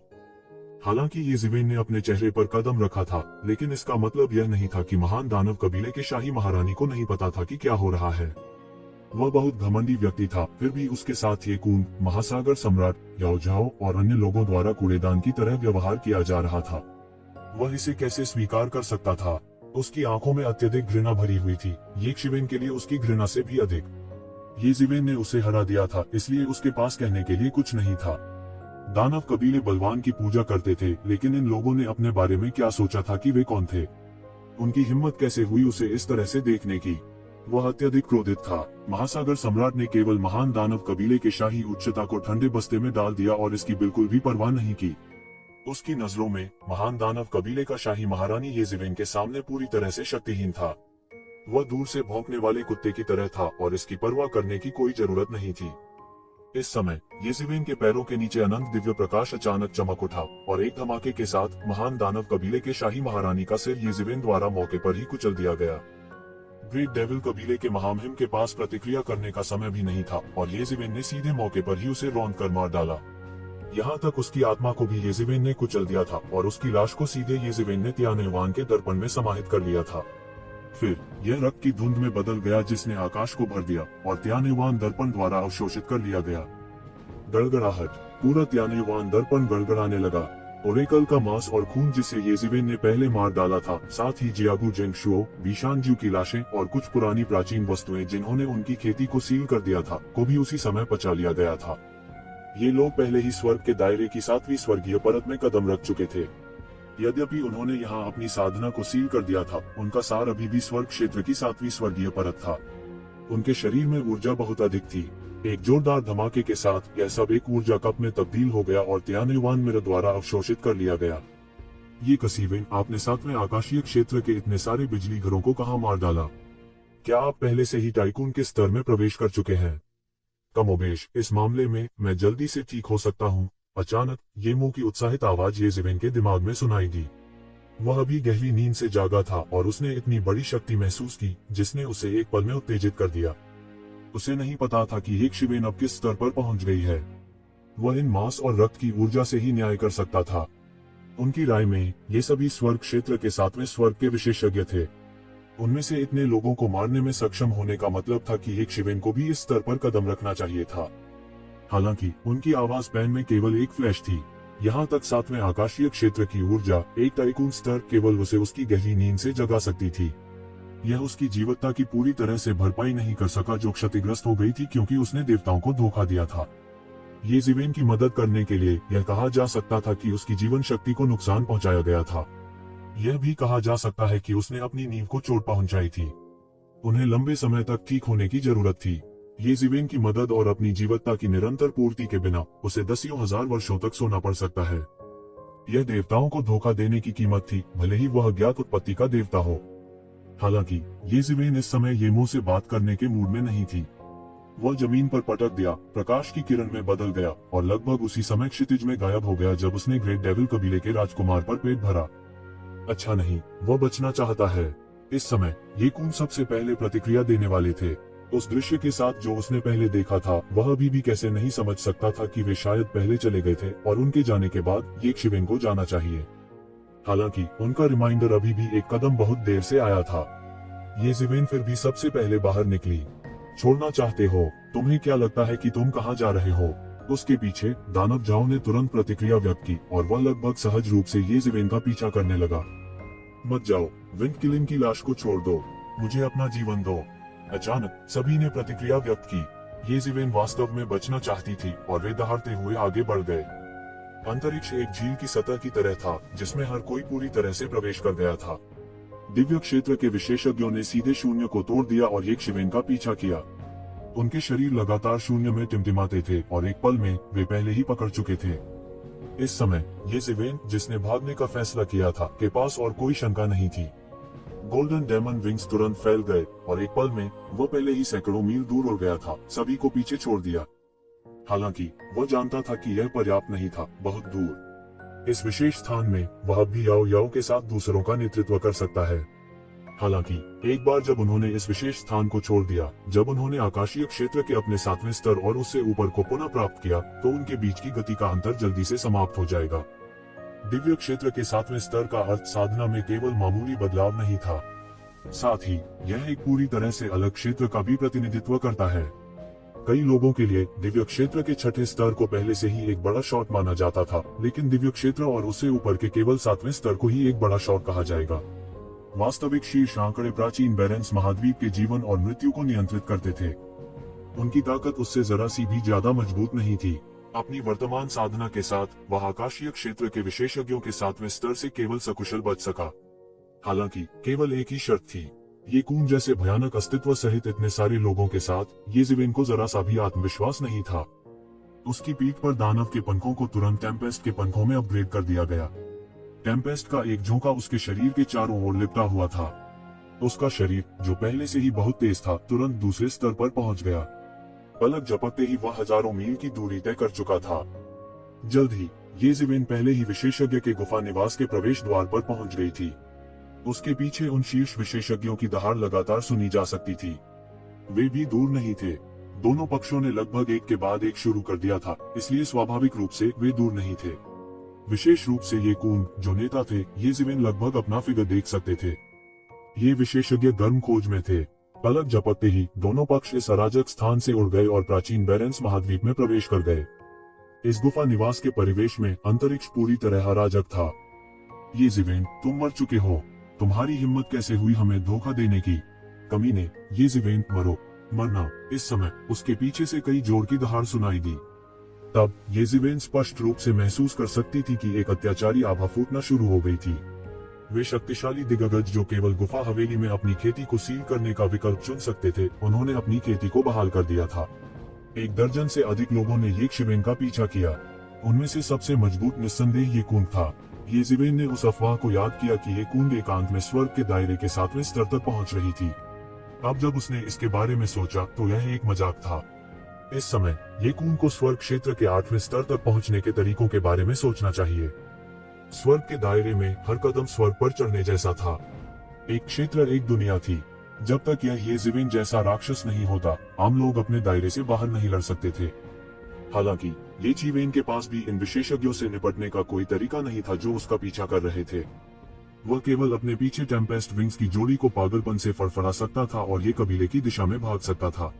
इस समय ये प्लान सबसे सुरक्षित था।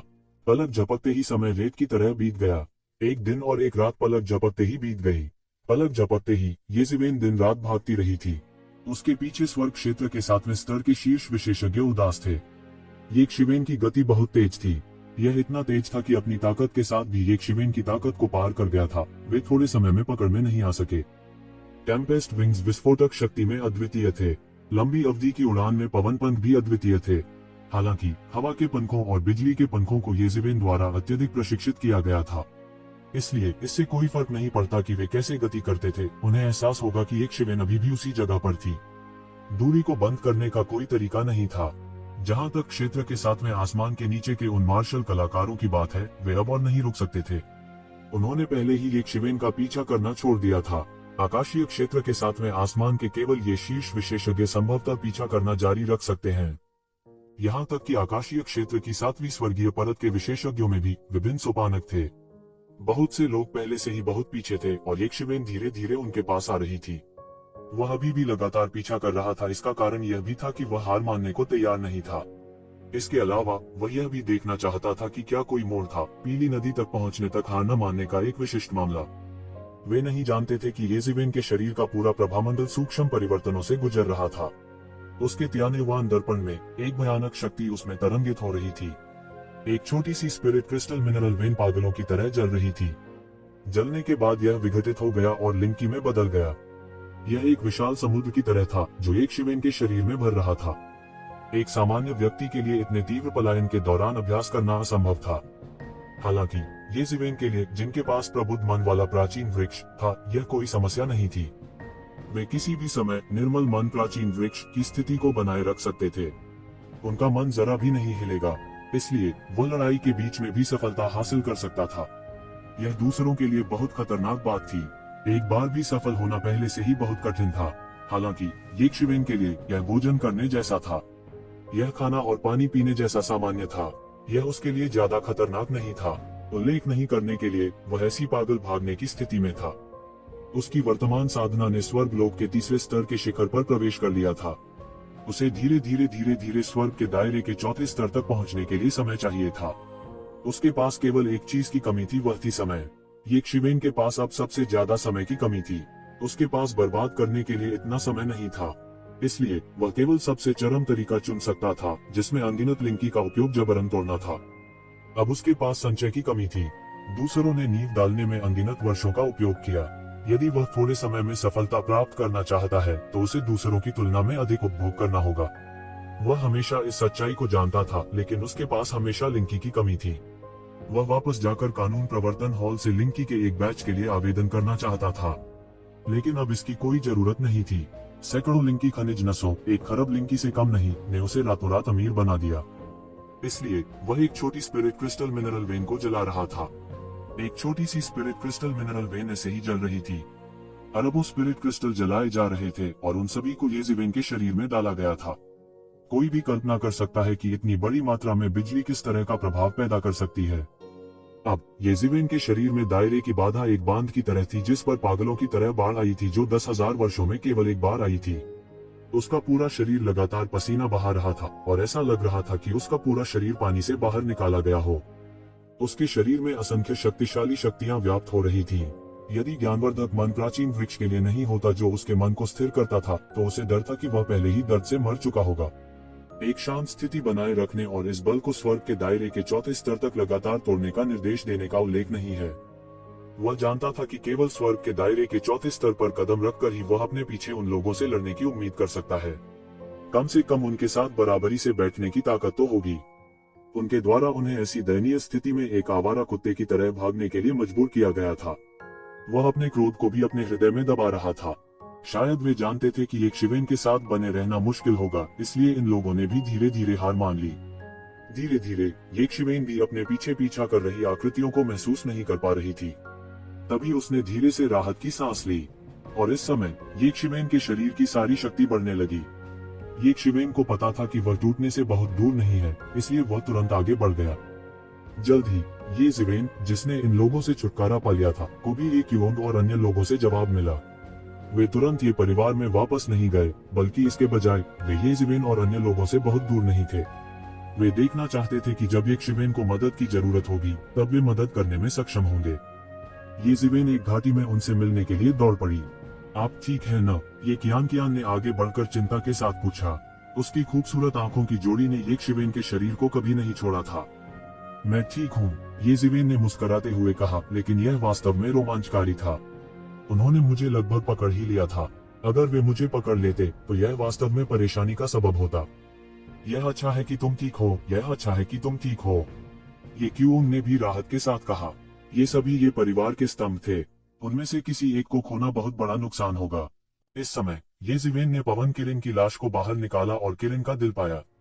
उसने इसे ये क्यूओंग को सौंप दिया और कहा, भाई, यह किरण का दिल है जिसकी तुम्हें जरूरत थी। आपको इसे रखना चाहिए। यदि यह आपके लिए नहीं होता तो यह पवन किरण सबसे अधिक संभावना दूसरों के हाथों में पड़ जाती। इसके अलावा यह आप सभी को खतरे में डाल देता। मेरे पास वास्तव में अब इसे लेने के लिए चेहरा नहीं है, ये क्यूओंग ने अपने चेहरे पर एक गंभीर नजर के साथ कहा। वह ये कून के चरित्र के बारे में बहुत स्पष्ट था। वह एक ऐसा व्यक्ति था जो छोटी से छोटी शिकायत का बदला लेगा। अगर उसने कहा कि वो ये क्यूओंग को किरण का दिल नहीं लेने देगा तो वो ये क्यूओंग को इसे हासिल नहीं करने देगा। उस समय की स्थिति के अनुसार ये कून ये क्यूओंग को अपने साथ घसीट रहा था। उसके लिए किलिन का हृदय प्राप्त करना असंभव था। इसलिए यह कहा जा सकता है कि येज़ेबेल ने खुद ही किलिन की लाश प्राप्त की थी। भाई, आपको हमारे साथ इतना विनम्र होने की आवश्यकता नहीं है। इस बारे में बात करते हुए क्या हमें भी अतीत में आपकी सहायता की आवश्यकता नहीं थी? येज़ेबेल ने कहा, विंड किरण भी हमारे लिए एक अच्छी बात हो सकती है, लेकिन यह वरिष्ठ भाई के लिए अधिक मददगार होगी। तब तक प्रतीक्षा करें जब तक आप आकाशीय दायरे के साथ में आसमान में कदम नहीं रखते, तब आप ये खून के खिलाफ प्रतिस्पर्धा करने में सक्षम होंगे।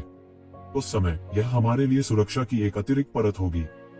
इस घटना से गुजरने के बाद येज़ेबेल स्पष्ट रूप से समझ गई थी कि सुरक्षा प्रदान करने के लिए अपनी ताकत पर भरोसा करना बेकार है। अपनी ताकत पर भरोसा करना अधिक प्रभावी और अधिक सुरक्षित था। हाँ, यह सही है, ये कियान ने भी सिर हिलाया और ठंडेपन से कहा।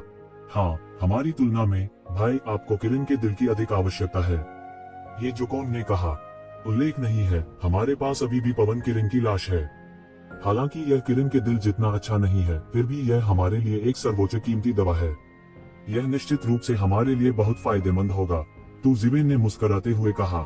उसने त्यानुयुआन के दर्पण से पवन किरण की लाश को निकाला और उसे एक तरफ ढेर कर दिया। ठीक है, मैं अनुचित नहीं रहूंगा। भविष्य में अगर मुझे किसी चीज की जरूरत है तो मैं पानी से गुजरने और आग पर चलने से नहीं हिचकिचाऊंगा। ये क्यूओंग ने जोर देना जारी नहीं रखा, क्योंकि वह जानता था कि उसे वास्तव में किरण के दिल की जरूरत थी। लेकिन आप भी तोड़ने वाले हैं। इस किरण मांस को खाने के बाद मुझे डर है कि आप इसे तोड़ने में सक्षम होंगे। ये क्यूओंग ने फिर से येज़ेबेल की तरफ देखा और अर्थपूर्ण ढंग से कहा। अपनी साधना से उसके लिए यह देखना आसान था कि येज़ेबेल सफलता के कगार पर थी। केवल वही नहीं, बल्कि ये कियान और ये जुकोंग भी देख सकते थे कि येज़ेबेल का शरीर लगातार ऊर्जा का रिसाव कर रहा था और कुछ नियम जिन्हें केवल दिव्य क्षेत्र के चौथे स्तर तक ही छुआ जा सकता था, लगातार प्रकट हो रहे थे।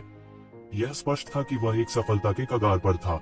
येज़ेबेल आकाशीय क्षेत्र के केवल तीसरे आसमान पर था, लेकिन उसने पहले ही आकाशीय दायरे के छठे आसमान पर उस्तादों के एक समूह को पीट कर मार डाला था। एक बार जब वह आकाशीय क्षेत्र के चौथे आकाश को पार कर गया तो वह कितना भयंकर होगा। ऐसा लग रहा था कि यह बहुत दिलचस्प होगा। ये जुकोंग ने भी येज़ेबेल को कुछ जटिल अभिव्यक्ति के साथ देखा। उसने महसूस किया कि वो येज़ेबेल से एक कदम धीमा था।